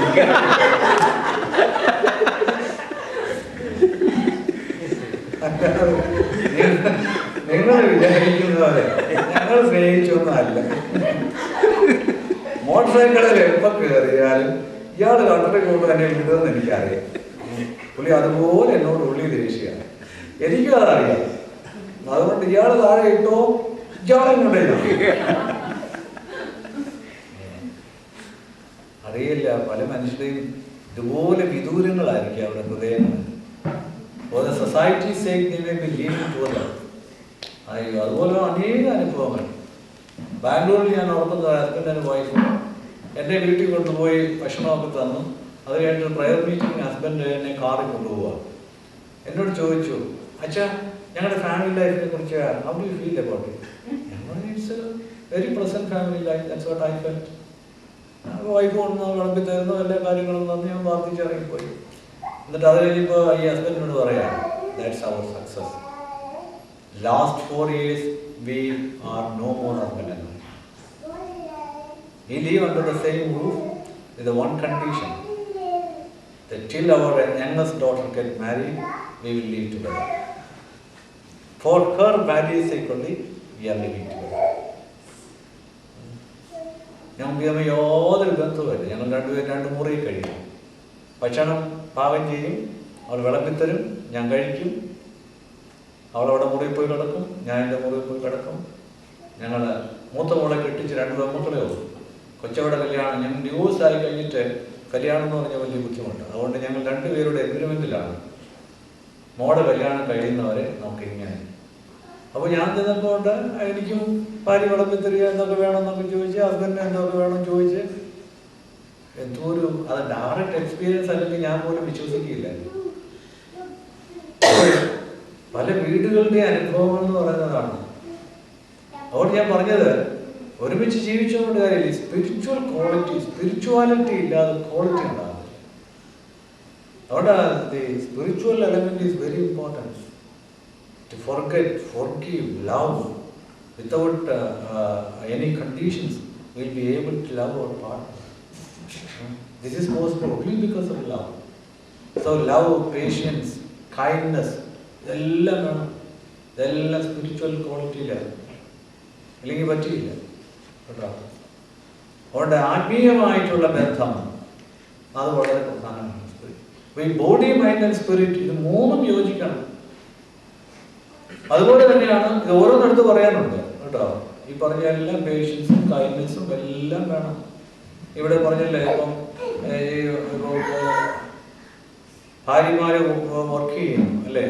ഇപ്പോൾ റോൾ കൺഫ്യൂഷൻ ഉണ്ട്. അതും one of the other problem നമ്മുടെ ഇപ്പോഴത്തെ സൊസൈറ്റി നേരിടുന്ന പ്രോബ്ലമാണ്. പണ്ടാണെന്നുണ്ടെങ്കിൽ ഹസ്ബൻഡ് ആൻഡ് വൈഫിനകത്ത് റോൾ ഫിക്സേഷൻ ഉണ്ടായിരുന്നു. ഹസ്ബൻഡിന് ഇന്ന റോളാണ് മതി, വൈഫിന് ഇന്ന റോളും മതിയായിരുന്നു. ഇത് നമ്മുടെ ഇപ്പോഴത്തെ പ്രോബ്ലമാണ്. റോൾ കൺഫ്യൂഷനാണ് ഇപ്പം husband is not only the breadwinner, wife is also a breadwinner. Therefore, the household job, it has to be shared by both husband and wife. അതെ, പഴയ ഫോർമുലയും കൊണ്ടിരിക്കാൻ ഒക്കെയില്ല. ചില ഭർത്താക്കന്മാർ പഴയ ഫോർമുലയും കൊണ്ടായിരിക്കുന്നു കേട്ടോ. എൻ്റെ ഇടയ്ക്ക് ഓർക്കുന്ന ഒരു ഡോക്ടർ, രണ്ടുപേരും ഡോക്ടേഴ്സാണ്. She is gynaecologist and he is a physician. എന്നിട്ട് ഈ ഡോക്ടർ തന്നെ പിള്ളേരുടെ പ്രോബ്ലം പറയാനായിട്ട്, പിള്ളേരുടെ ചില പഠിത്ത പ്രശ്നം നോക്കിയിട്ടാണ് വന്നേ. അത് കഴിഞ്ഞപ്പോൾ എനിക്ക് മനസ്സിലായി problem is also with husband and wife. അപ്പോൾ ഞാൻ പറഞ്ഞു അവരോട് കാണുമ്പോൾ അവരുമായിട്ട് സംസാരിച്ചു കഴിഞ്ഞപ്പോഴാണ് ഈ വൈഫ് അങ്ങ് പൊട്ടിത്തെറിക്കുക. എന്നുവെച്ചാൽ ഞാൻ ഗൈനക്കോളജിസ്റ്റാണ്, ഞാൻ എപ്പോഴും ഓൺ ബോർഡില്ല. ഈ സർജറി ഒക്കെ കഴിഞ്ഞ് വന്നു കഴിഞ്ഞാൽ ഏത് സമയത്ത് എന്നെ വിളിക്കും. ഈ മനുഷ്യൻ ഫിസിഷ്യന് അത്രയും വലിയ റിസ്ക് ഒന്നുമില്ല. ഇയാൾ വന്നിച്ച് പേപ്പറും വായിച്ചിരിക്കുകയാണ്. ഞാൻ അത് കഴിഞ്ഞിട്ട് അടുക്കള കയറി ജോലിയും ചെയ്ത് ഓരോ സമയത്തും പുള്ളിക്ക് ചൂടോടെല്ലാം ഉണ്ടായി കൊടുക്കണം. അതുകൊണ്ട് ഒന്നും വേണ്ട, പുള്ളി ജോലിയാണെന്ന് ഞാൻ പറയുന്നില്ല. ഞാൻ കഷ്ടപ്പെടുമ്പോൾ ഒന്നുമില്ല, അറ്റ്ലീസ്റ്റ് ഒന്ന് സിമ്പതൈസ് ചെയ്യാൻ let him come and stay with me and ask something, be with me, that's enough, I will do the job. അതുപോലെ മനുഷ്യൻ ചെയ്യത്തില്ല, അവരങ്ങ് പൊട്ടിത്തെറിക്കുക. അപ്പോൾ ഈ റോൾ കൺഫ്യൂഷൻ എന്ന് പറയുന്ന ഇപ്പോഴത്തെ ഒരു വലിയ പ്രോബ്ലമാണ്. അപ്പോൾ ഈ കാര്യത്തിൽ വൈഫ് ജോലി ചെയ്യുന്നുണ്ടെങ്കിൽ ഹസ്ബൻഡ് ഷെയർ ചെയ്തേ പോകും കേട്ടോ. പിന്നെ തള്ളവാടം ഉപയോഗിച്ച് കഴിഞ്ഞാൽ അവർ പിന്നെ പാടം ഉണ്ടാക്കും കേട്ടോ. ആണുങ്ങൾ വല്ലതും കയറി അടുക്കള കയറി ജോലി ചെയ്യുന്ന വല്ലതും കണ്ടാൽ അമ്മമാർ കണ്ടാവുണ്ടല്ലോ. ഈ നാടായപ്പോൾ പിന്നെ കുഴപ്പമില്ല. അതുകൊണ്ട് അതെ അനുഭവം ചെയ്താലേ അപ്പോൾ അങ്ങനെ സ്റ്റോറി തന്നെയാണ് കേട്ടോ. കൂട്ടത്തിലായിട്ട് പറയാം. ഈ ട്രെയിനിൽ യാത്ര ചെയ്യുമ്പോഴേ ഇപ്പോൾ അത് ഇപ്പോൾ ഇട്ടുകൊണ്ട് ഞാനങ്ങ് പറയാം.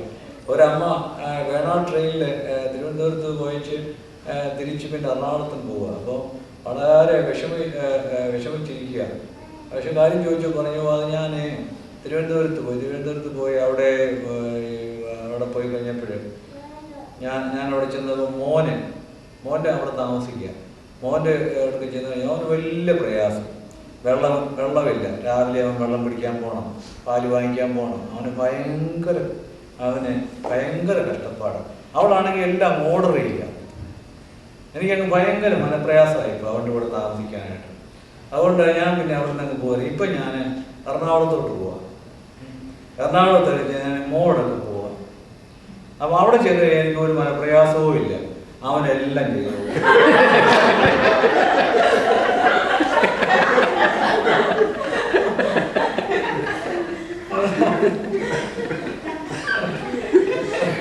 പറഞ്ഞ പോലെ മോനെ മരുമകളെ സഹായിക്കുന്ന കണ്ടാല് വളരെ പ്രയാസമാണ്. നേരെ മറിച്ച് മരുമകൻ മോളെ സഹായിക്കുന്ന കണ്ടാൽ അമ്മമാർക്ക് ഭയങ്കര ഇഷ്ടം. അത് ഡബിൾ റോൾ. അത് സ്ത്രീകളുടെ ഒരു ഡബിൾ റോളാണ്. ബട്ട് ഏതായാലും ഈ റോൾ കൺഫ്യൂഷൻ എന്ന് പറയുന്നത് ഇപ്പോഴത്തെ വളരെ പ്രധാനപ്പെട്ട ഒന്നാണ്. അതുകൊണ്ട് husband and wife to share the household job. വേറെ വഴിയൊന്നുമില്ല. പക്ഷെ ഇപ്പോഴും ചില ഭർത്താക്കന്മാർക്ക് അവർ ട്രഡീഷണൽ റോളിലിരിക്കുക. മാറിയ സ്ത്രീകൾക്ക് ചിലപ്പെടുത്ത് അഡീഷണൽ ബർഡനാണ് സ്ത്രീകൾക്ക്.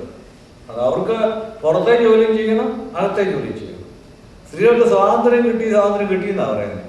പക്ഷെ കൂടുതൽ ഭാരതത്തിലേക്ക് സ്ത്രീകൾ പോയിക്കൊണ്ടിരിക്കുകയാണ്. അതുകൊണ്ട് അതിൻ്റെതായ ഫ്രസ്ട്രേഷൻസ്, ആ ഫ്രസ്ട്രേഷൻസ് പിന്നെ അവർ വേറെ പല വിധത്തിൽ തീർക്കും. അത് കുഴപ്പമാണ്. അത് ചിലപ്പോഴും ആ ഫ്രസ്ട്രേഷൻ തീർക്കുന്ന ഭർത്താക്കന്മാരോട് ഒന്നിനും സഹകരിക്കത്തില്ല, സെക്സിലും സഹകരിക്കില്ല. അപ്പോൾ പിന്നെ അത് അതിൻ്റെതായ പ്രശ്നങ്ങളുണ്ടാകും. ഇതൊക്കെ റിയാക്ഷനായിട്ട് വരുന്ന. പക്ഷേ അപ്പോൾ ഞാൻ ഈ പറഞ്ഞ 2-3 കാര്യം ഒന്ന് സൂചിപ്പിച്ചിട്ട് നമുക്ക് അവസാനിപ്പിക്കാം. ഒത്തിരി കാര്യങ്ങൾ ഇതുപോലെ വിഷയങ്ങളുണ്ട്. അപ്പോൾ ഈ ഞാൻ പറഞ്ഞ ഇൻറ്റിമസിയെ കുറിച്ചാണ് പറഞ്ഞത്. ഈ 3 കാര്യങ്ങളും സ്പിരിച്വൽ ഇൻറ്റിമസി വേണം, സൈക്കോളജിക്കൽ ഇൻറ്റിമസി വേണം. അത് വളരെ പ്രധാനപ്പെട്ട. ഈ തിരക്ക് പിടിച്ച ജീവിതത്തിൽ അല്പസമയം ഇരുന്ന് ഒരുമിച്ചിരുന്ന് വർത്തമാനം പറയുക എന്നുള്ളത്, ഷെയർ ചെയ്യുക എന്നുള്ളത് വളരെ ആവശ്യമാണ്. ആ ഷെയർ ചെയ്യുമ്പോഴേ കമ്മ്യൂണിക്കേഷൻ ഗ്യാപ്പ് വരരുത്. ചിലപ്പോൾ ചെയ്യുന്നതറിയാമോ, നമ്മുടെ നാട്ടിൽ പറയുമല്ലോ, ഈ കൂടെ കഴിയുന്നവർക്ക് രാപ്പനി അറിയത്തില്ല എന്ന് പറഞ്ഞാൽ ചില ഭാര്യമാർക്കും ഉണ്ട്, ചില ഭർത്താക്കന്മാർക്കും ഉണ്ട്. അവരുടെ മനസ്സിലിരിക്കുന്നത് ഹസ്ബൻഡ് പിടിച്ചെടുത്തോളാം കേട്ടോ. പക്ഷെ അതെങ്ങനെ സാധിക്കുന്നത്? അപ്പൊ അത് പിടിച്ചെടുത്ത് അവർ പ്രവർത്തിച്ചില്ലെന്നുണ്ടെങ്കിൽ ദേഷ്യം തോന്നും.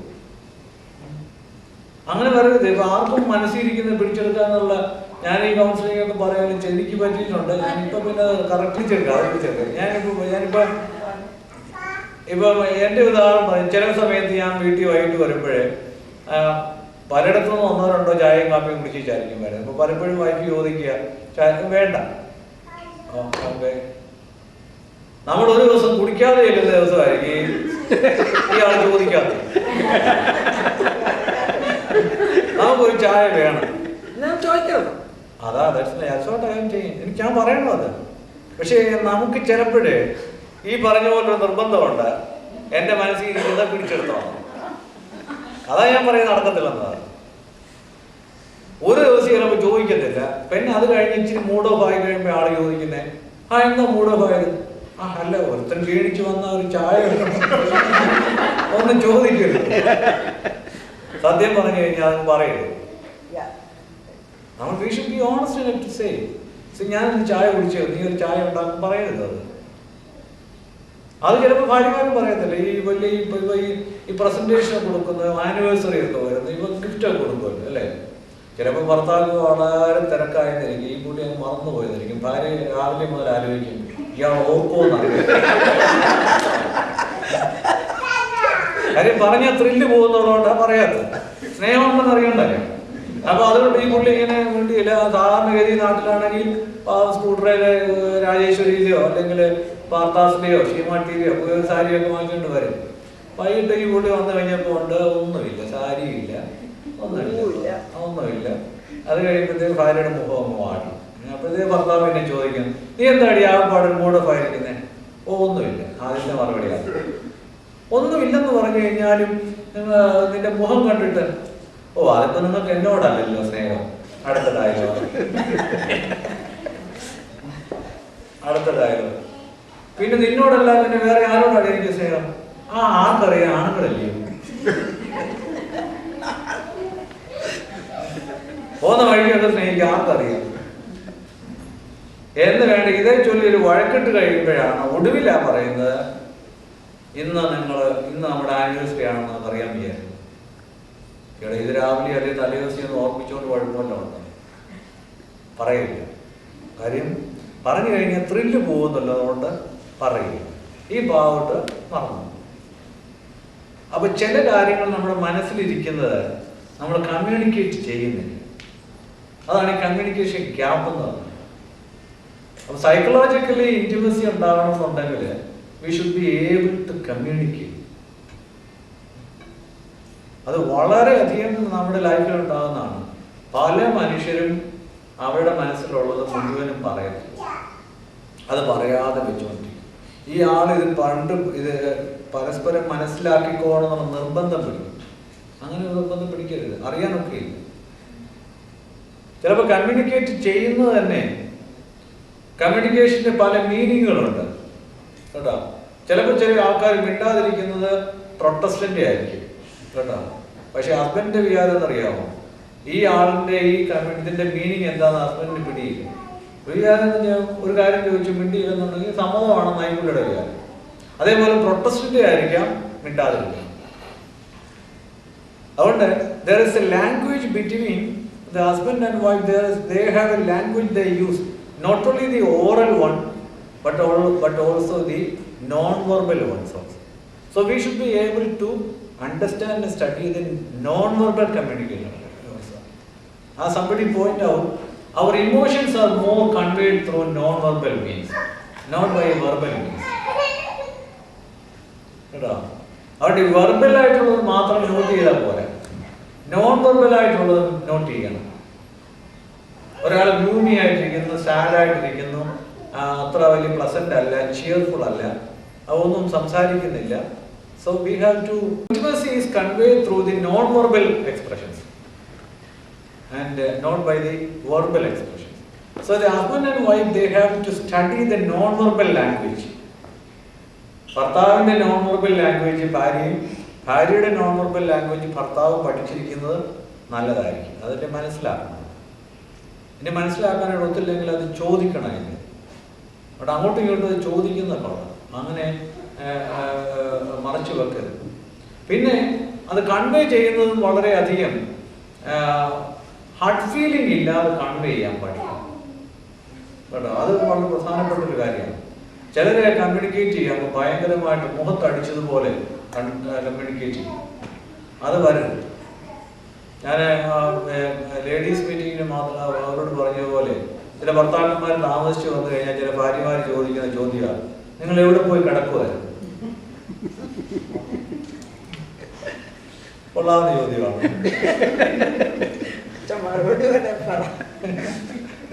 നിങ്ങൾ എവിടെ പോയി കിടക്കുമായിരുന്നു? അപ്പൊ ചില ചൊടിപ്പുള്ള ആളുകളാണെങ്കിൽ പറഞ്ഞു തരിക്കാം, ആ 1-2 പേരുടെ കടയിൽ ചേർന്നേച്ചാവാം, വഴക്കുണ്ടാക്കാൻ പിന്നെ വേറെ കൊല്ലം വേണം. അപ്പം എത്ര നമ്മളെ ചൊടിപ്പിക്കുന്ന സാഹചര്യങ്ങളാണെങ്കിൽ പോലും നമ്മുടെ റിലേഷൻഷിപ്പ് ബ്രേക്ക് ചെയ്യാതെ വേണം. അതുകൊണ്ട് എപ്പോഴും വിചാരിക്കേണ്ട ഒരു കാര്യം എന്നറിയാം, നമുക്ക് ഐഡിയാസിനേക്കാൾ കൂടുതൽ നമ്മൾ മനുഷ്യരെ സ്നേഹിക്കണം. ചില മനുഷ്യർക്ക് ഈ ഐഡിയാസിനോട്, ഈ പ്രിൻസിപ്പിൾ വേണ്ടെന്ന് പറയുന്നില്ല. ഈ ചില മനുഷ്യരുടെ, ചില ഹസ്ബൻഡിന്റെയും വൈഫിന്റെയും പ്രിൻസിപ്പിൾസ്, ചില കടുത്ത പ്രിൻസിപ്പിൾസാണ്, ഐഡിയൽസാണ്. അതിന്റെ പേരിൽ അവരുടെ റിലേഷൻഷിപ്പ് വേണമെങ്കിൽ ബ്രേക്കപ്പ് ചെയ്തത്. ചില ഭർത്താക്കന്മാരുണ്ട്, പേപ്പർ എടുത്തിടത്ത് വെച്ച് തന്നെ വെച്ചിരിക്കണം, കയറി വരുന്നത് തന്നെ പേപ്പർ മാറിക്കിടന്നു, ഒരു വഴക്കിനത്. അതുപോലെ ചില ഭാര്യമാരുണ്ട്, അടുക്കളയിൽ അവർ വെച്ചിരിക്കുന്ന കപ്പിനും ഇതിനും എല്ലാം പ്രത്യേക സ്ഥാനമുണ്ട്. അവിടെ നിന്ന് അങ്ങോട്ടും ഇങ്ങോട്ടും മാറ്റിപ്പോയോ അത് ഭയങ്കര. ചില ഭാര്യമാർ, നിങ്ങൾ തുടർന്ന ഞാൻ ചെയ്തോളാം, നിങ്ങൾ അല്ലേ ആകെ പാടെ എന്ന. അപ്പൊ ഇവർ വലിയ നിർബന്ധ ബുദ്ധികളാണ് ഉള്ളവരാണ്. ഒരിക്കലും ഹസ്ബൻഡ് ആൻഡ് വൈഫ് റിലേഷൻഷിപ്പില് നമുക്ക് മനുഷ്യരെ സ്നേഹിക്കുന്ന അത്രയും വേറെ ഒന്നിനെ സ്നേഹിക്കില്ല. നമ്മുടെ ഐഡിയൽസിനെ പോലും നമ്മൾ ആളിനേക്കാൾ അധികം സ്നേഹിക്കരുത്. അതുകൊണ്ടാണല്ലോ ഗാന്ധിക്ക് പറ്റിയ കുഴപ്പം അല്ലേ? ഗാന്ധി വളരെ ഐഡിയലിസ്റ്റിക് ആയിരുന്നു. പക്ഷെ അപ്പോൾ അതുകൊണ്ട് ആ കസ്തൂർബായുടെ പാവം അല്ലേ, എന്തൊരു കഷ്ടമാവുകയാണെങ്കിലും. ഞാൻ സ്കൂളിൽ പഠിക്കുമ്പോഴേ, ആ പാഠം പഠിക്കുമ്പോൾ എനിക്ക് സങ്കടം തോന്നിയിട്ടുണ്ട്. ഈ പാവം അന്ന് അനോട്ടേഷന് നമ്മളൊക്കെ പഠിച്ചവരാണെങ്കിൽ, ആദ്യം പഠിച്ചവരാണെങ്കിൽ അറിയാം, എപ്പോഴും അന്നേരം സന്ദർഭം വിവരിച്ച് വിശദീകരിക്കുന്ന ഒരു ചോദ്യം ഉണ്ടായിരുന്നു. നാം തമ്മിൽ ഇങ്ങനെ വഴക്കടിക്കുന്ന വഴിയെ പോകുന്നത് കാണാതിരിക്കട്ടെ, ആ ഗേറ്റ് അങ്ങ് അടച്ചേക്കും. സൗത്ത് ആഫ്രിക്ക വെച്ച് കസ്തൂർബ മഹാത്മാഗാന്ധിയോട് പറയുന്നതാണ്. കാര്യം അവിടെ വന്ന ക്രിസ്ത്യാനിയുടെ ഉപയോഗിച്ച് പാത്രം കഴുകാനായിട്ട് കസ്തൂർബായോട് മഹാത്മാഗാന്ധി ആവശ്യപ്പെട്ടു. പക്ഷേ കസ്തൂർബായ്ക്ക് അവർ കാസ്റ്റ് സിസ്റ്റത്തിൽ വളർന്നതല്ലേ, അപ്പോൾ അവർക്കത് പ്രയാസമായിരുന്നു. ഒടുവിൽ അതേ ചൊല്ലി വഴക്കായിട്ട് ഗാന്ധി അഹിംസയുടെ ആളാണെങ്കിൽ അന്നേ ദിവസം കസ്തൂർബായെ പിടിച്ചു വലിച്ച് ഗേറ്റിൽ കൊണ്ടുപോയി തള്ളാനായിട്ട് ഭാവിക്കുന്നു. എന്നാൽ കസ്തൂർബ പറയുന്നതാണ്, നാം തമ്മിൽ വഴക്കടിക്കുന്ന വഴിയെ പോകുന്നത് കാണാതിരിക്കട്ടെ, ആ ഗേറ്റ് അങ്ങ് അടച്ചേക്കും. അപ്പൊ അവിടെ ഗാന്ധിക്ക് പോലും തെറ്റുപറ്റി, വലിയ മനുഷ്യനായിട്ട് പോലും. ഗാന്ധി കസ്തൂർബായെ സ്നേഹിച്ചതിനേക്കാൾ കൂടുതൽ തന്റെ പ്രിൻസിപ്പിളിനെ സ്നേഹിച്ചു, തന്റെ ഐഡിയൽസിനെ സ്നേഹിച്ചു. പക്ഷെ ഗാന്ധി അതിൽ നിന്നൊക്കെ പിന്നീട് മാറിയിട്ടുണ്ടായിരുന്നു. അപ്പൊ നമുക്കൊക്കെ പറ്റും, ചില ഹസ്ബൻഡ് ആൻഡ് വൈഫ് ഉണ്ട്, അവരുടെ ഈ പ്രിൻസിപ്പിളിനോട് വലിയ സ്നേഹമാണ്. പക്ഷെ ആ പ്രിൻസിപ്പിളിനോട് സ്നേഹം ഉണ്ടായി ഈ ആളിനെ സ്നേഹിക്കാതെ വന്നു കഴിഞ്ഞാൽ നമുക്ക് ആളിനെയാണ് കൂടുതൽ സ്നേഹിക്കേണ്ടത്, അല്ല പ്രിൻസിപ്പിൾസിനെയല്ല. അവിടെ പ്രിൻസിപ്പിൾസ് ആരും കളയണമെന്നൊന്നുമില്ല, വീട്ടിൽ നീറ്റ് ആൻഡ് ഐഡിയ ആയിട്ട് വെക്കണമെന്നൊക്കെ ഉള്ള നല്ല കാര്യമൊക്കെ തന്നെയാണ്. പക്ഷെ അതിൻ്റെ പേരിൽ ബന്ധങ്ങൾ കളയും. അപ്പോൾ അത് സൂക്ഷിക്കേണ്ടത്. അതുകൊണ്ട് ഈ സൈക്കോളജിക്കൽ ആയിട്ടുള്ള റിലേഷൻഷിപ്പ് തുറന്നു പറയാനും ഒക്കെ ഓപ്പണായിട്ട് കമ്മ്യൂണിക്കേറ്റ് ചെയ്യാനും ഇഷ്ടമല്ലാത്ത കാര്യം ഇഷ്ടമുള്ളതുപോലെ പറയാൻ സാധിക്കണം. അങ്ങനെ പഠിക്കണം.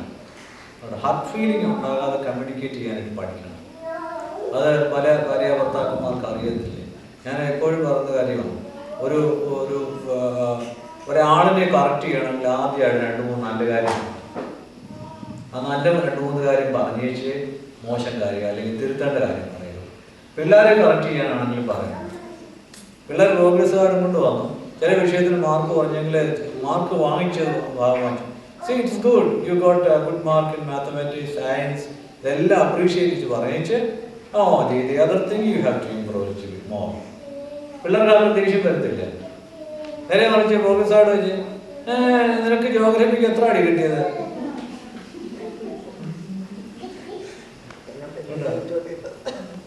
ചില 99 മാർക്ക് വാങ്ങിച്ചുകൊണ്ട് എന്നാലും പറയാം എടി 1 മാർക്കോടെ പോയി. കൊച്ചുങ്ങൾ വലിയ സന്തോഷത്തോടെ വരുന്നേ, അയ്യോ I got 99 marks. They were expecting a great appreciation from the parents. പക്ഷേ പേരൻസിന്റെ പ്രതികരണം അല്ലേ, അമ്മമാര് 99 1 മാർക്കോടെ പോയി. കൊച്ചുങ്ങളെന്ത് ഡിസപ്പോയിന്റഡ് ആവും? അവരുടെ മനസ്സൊന്ന് ആലോചിച്ചിട്ടുണ്ടോ? നേരെ മറിച്ച് ആ കുട്ടിയോട് well done, you got 99, it's good, next time you will get 100 marks. അപ്പോൾ we have already given an expectation or higher ambition also. At the same time we have already acknowledged what she has done or what she has got. So begin from that point. It's good that you have got 99%, very good. എന്ന് പറഞ്ഞേച്ച് പറയാം. അതല്ലേ ഉടനെ ചോദിക്കുക 1 mark കൊടുക്കും. എന്തൊരു disappointed ആകും കൊച്ചുങ്ങളല്ലേ. അതുകൊണ്ട് husband and wife റിലേഷൻഷിപ്പിലെ communication വളരെ നന്നായി കമ്മ്യൂണിക്കേറ്റ് ചെയ്യാനായിട്ട് സാധിക്കുക. നല്ല കാര്യങ്ങൾ അങ്ങോട്ടും ഇങ്ങോട്ടും പറയും. നമ്മളെല്ലാവരും സാധാരണ മനുഷ്യർ കേട്ടോ, നമ്മളെല്ലാം അപ്രീഷിയേറ്റ് ചെയ്യപ്പെടാൻ ആഗ്രഹിക്കുന്നുണ്ട്. ആരും വിചാരിക്കരുത് അപ്രീഷിയേറ്റ് ചെയ്യപ്പെടാൻ ആഗ്രഹിക്കുന്നില്ല.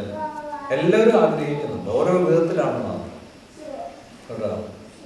അത് പുരുഷന്മാർ ആഗ്രഹിക്കുന്ന ചില പുരുഷന്മാരുടെ സൗന്ദര്യത്തെ അല്ലായിരിക്കാം, അവരുടെ കഴിവിനെ കുറിച്ചായിരിക്കും. സ്ത്രീകൾ അവരുടെ സൗന്ദര്യമായിരിക്കും. ചിലപ്പോൾ ഭർത്താവ് അപ്രീഷിയേറ്റ് ചെയ്താൽ കൊള്ളാവുന്ന നല്ല തുണിയൊക്കെ ഇട്ട് കഴിഞ്ഞാൽ, നല്ല സാരിയൊക്കെ എടുത്തു കഴിഞ്ഞാൽ ഇപ്പോൾ ചേരുന്നുണ്ട് കേട്ടോ, കൊള്ളാം എന്നൊന്ന് പറഞ്ഞു കേൾക്കാൻ സ്ത്രീകൾക്ക് ആഗ്രഹം കാണും. ചില ആണുങ്ങളുണ്ട് നോക്കുന്നത് പോലും.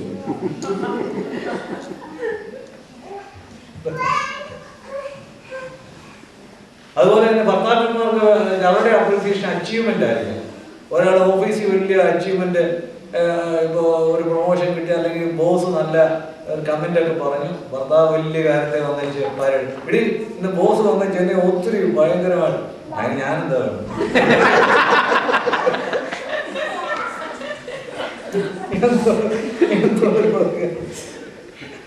അല്ലെ, ഇയാൾ വലിയ കാര്യത്തെ ഭാര്യയോട് ഷെയർ ചെയ്യാൻ വരിക. അവര് വീട്ടിൽ പച്ചക്കറി ഇല്ലാതെ വിഷമിച്ചിരിക്കുക, നിങ്ങൾ പോയി പച്ചക്കറി വാങ്ങിച്ചോ. ഒബാമയുടെ അങ്ങനെ ചെയ്താണ് വിശാല്. അവര് വലിയ ബില്ല് പാസ്സായപ്പോ അവര് പറഞ്ഞു നീ കേക്ക് വാങ്ങിച്ചു കൊടുക്കാൻ പറഞ്ഞു. കാരണം മടി സംഭവിക്കും. അപ്പൊ ഈ എല്ലാവർക്കും ഉണ്ട് അപ്രീഷിയേറ്റ് ചെയ്യപ്പെടാൻ ആഗ്രഹം. അത് ഏത് പോയിന്റാന്ന് വെച്ച് കഴിഞ്ഞാല് അത് മനസ്സിലാക്കി അങ്ങോട്ട് ഇങ്ങോട്ട്. എന്താ വെച്ചാൽ ഇവിടെ ഉള്ളവർ പോലെ ഫ്ലാറ്റർ ചെയ്യേണ്ട കാര്യമുണ്ടല്ലോ കേട്ടോ. ഒരു മോഡസ്റ്റ് ആയിട്ട് വേണം, അല്ലാതെ ഭയങ്കരമായിട്ട് അങ്ങോട്ട് ഉയർന്നു പറയേണ്ട കാര്യമൊന്നും. അതുകൊണ്ട് lot of things are about communication. And then the physical relationship also, that's also very important.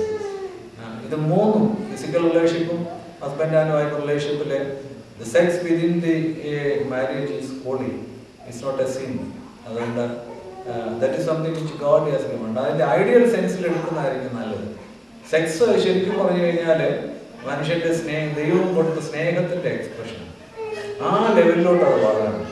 അത് വളരെയധികം ഒരു ഹീഡനിസ്റ്റിക് ആയിട്ട് അല്ലെങ്കിൽ ഒരു വെറും പ്രഷറബിൾ, അത് ഞാൻ അവിടുത്തെ മീറ്റിംഗ് ഒക്കെ പറഞ്ഞ പോലെ ഈ ഇപ്പോഴത്തെ ഈ സെക്ഷുവാലിറ്റി എന്ന് പറയുന്നത് കൊമേഴ്സ്യലാക്കി, സെക്സിന്റെ ബ്യൂട്ടി ഒക്കെ നഷ്ടപ്പെടുത്തി വളരെ കൊമേഴ്സ്യലാക്കി. പക്ഷെ അതാണ് വന്നിരിക്കുന്ന കുഴപ്പം. പക്ഷെ സെക്സ് അതിൻ്റെ ബ്യൂട്ടിയിൽ, അതിൻ്റെ പ്രൈവസിയിൽ ദൈവത്തിൻ്റെ സ്നേഹം ഹസ്ബൻഡ് ആൻഡ് വൈഫ് പങ്കിടുന്നതിൻ്റെ എക്സ്പ്രഷനാണ്. They are giving their body, they are giving themselves to the partner. അത് ആ സെൻസിൽ അങ്ങനെ പങ്കിടണം. അതൊരിക്കലും ഒരു ഒരു ഒരു ഒരു വാശി പിടിക്കുന്നതിനുള്ള അവസരം ആക്കരുത്. ചിലപ്പോഴേ അത് സ്ത്രീകളാണ് പോലും ചിലപ്പോൾ വാശി പിടിക്കുന്നത് ഭർത്താക്കന്മാരെ ഒന്ന് കീഴ്പ്പെടുത്താനായിട്ട്. കാര്യം സംയമന ശക്തി ഡിഫറൻ്റ്. ആണുങ്ങൾക്ക് അത്രയും സംയമന ശക്തിയില്ല, സ്ത്രീകൾക്ക് കുറച്ചുകൂടെ സംയമന ശക്തിയുണ്ട്, കുറച്ചുകൂടെ സെൽഫ് കൺട്രോൾ ഉണ്ട് സ്ത്രീകൾക്ക്. പുരുഷന്മാർക്ക് അത്ര സെൽഫ് കൺട്രോൾ കാണുകയില്ല. അത് ദൈവത്തിൻ്റെ സൃഷ്ടിയിൽ അങ്ങനെ ഒരു അഗ്രസീവ് ആൻഡ് പാസീവ് നേച്ചറാണ്. Male is more aggressive, female is more passive. That's the way God has created. So that should be taken in the real sense for the complementary nature, for the complementarity. അതിന് ദൈവം ചെയ്തതാണ്. അപ്പോൾ അതും അതിൻ്റെതായിട്ടുള്ള ഒരു സന്തോഷം അനുഭവിക്കാനും അതേസമയം അതിനുവേണ്ടി ജീവിക്കുക എന്നുള്ളത് വരരുത്. അത് നല്ലതല്ല. ഇപ്പം പാശ്ചാത്യലോകം എന്ന് പറഞ്ഞു കഴിഞ്ഞാൽ അതിനുവേണ്ടി ജീവിക്കുക എന്നുള്ളതാണ്. സ്നേഹം പങ്കിടാനായിട്ട് ഓരോ സ്ത്രീകൾ പറഞ്ഞാൽ ശരി. ഭാര്യയുടെ ശരീരത്തിന്മേൽ ഭർത്താവിനും, ഭർത്താവിൻ്റെ ശരീരത്തിന്മേൽ ഭാര്യയ്ക്കുമാണ് അവകാശം. ഭാര്യ ഭർത്താക്കന്മാരെ പരസ്പരം ക്രിസ്തുവിൽ കീഴടങ്ങും. അതുകൊണ്ടാണ് intimacy which is expressed through sex, that's also very important, and it should have a proper place within the marital life. It should not be abandoned, or it should not be taken as a dirty thing. It is something holy which has to be communicated out of love. So in brief, I would say that the psychological, spiritual and physical relation which the husband and wife share together shows the intimacy, the perfect intimacy between the husband and wife. അതുകൊണ്ട് അത് ആ കാര്യത്തിൽ ശ്രദ്ധിക്കേണ്ട പ്രധാനപ്പെട്ട ഘടകമാണ്. എനിക്ക് തോന്നുന്നു നമുക്ക് ഇവിടെ നിർത്താൻ, നമുക്ക് വല്ലതും പറയാമെന്ന് ചോദിക്കുകയാണെങ്കിൽ പറയാം. അപ്പോൾ തന്നെ കുറച്ച് സമയം കൂടുതലെടുത്തു. അതുകൊണ്ട് it was not so much organised. I was sharing it പിന്നെ ഒരു ഇൻഫോർമലായിട്ട് പറയുകയായിരുന്നു. ഞാൻ പറഞ്ഞതിൻ്റെ ചുരുക്കമായിട്ടുള്ളത് ഒന്ന് പ്രധാനമായിട്ട് ഞാൻ പറയാൻ ആഗ്രഹിച്ചതാണ് നമ്മുടെ സൊസൈറ്റിയുടെ ട്രാൻസിഷനും ഫാമിലിയുടെ പ്രോബ്ലം, ന്യൂക്ലിയറും ജോയിൻറ്റ് ഫാമിലിയും ന്യൂക്ലിയറും സൈബറും ഈ സിസ്റ്റത്തിൻ്റെ വാല്യൂസ് ഓരോരുത്തരെയും ബാധിച്ചിരിക്കുന്നത് എങ്ങനെയാണെന്ന് അറിഞ്ഞുകൊണ്ട് വേണം നമ്മുടെ ബന്ധങ്ങൾ സൃഷ്ടിക്കാൻ, അത് വളർത്തിയെടുക്കാൻ. അതുകൊണ്ട് അതിനെക്കുറിച്ച് നമുക്കൊരു അവയർനെസ് ഉണ്ടായിരിക്കണം. നമുക്കൊരു സ്പിരിച്വലായിട്ട് ഫാമിലിയെ കാണണം. അതിനെ പല രീതിയിൽ കാണാം. അതിനെ ബയോളജിക്കലായിട്ട് കാണാം, സൈക്കോളജിക്കലായിട്ട് കാണാം, സോഷ്യോളജിക്കലായിട്ട് കാണാം, ഇക്കണോമിക്കലായിട്ട് കാണാം. പക്ഷെ സ്പിരിച്വലായിട്ട് ഫാമിലിയെ കാണാനായിട്ട് നമുക്ക് സാധിക്കണം. നമ്മുടെ തലമുറയെ അങ്ങനെ പഠിപ്പിക്കണം. അതിൽ വളരെ പ്രധാനപ്പെട്ട 3 എലമെൻറ്റ്സ് സൈക്കോളജിക്കൽ, സ്പിരിച്വൽ, ഫിസിക്കൽ, ഇത് 3നും സ്ഥാനം കൊടുക്കണം. ചില ഫാമിലി 1ന് സ്ഥാനം കൊടുക്കും, മറ്റു പലതിനെ വിട്ടുപോകും. അങ്ങനെ പറയും. അപ്രോപ്രിയേറ്റ് ആയിട്ട് 3ന് സ്ഥാനം കൊടുത്ത് അത് ഇൻറ്റിമേറ്റ് ആയിട്ട് റിലേഷൻ കീപ്പ് ചെയ്യാനായിട്ട് സാധിക്കണം. ഒരു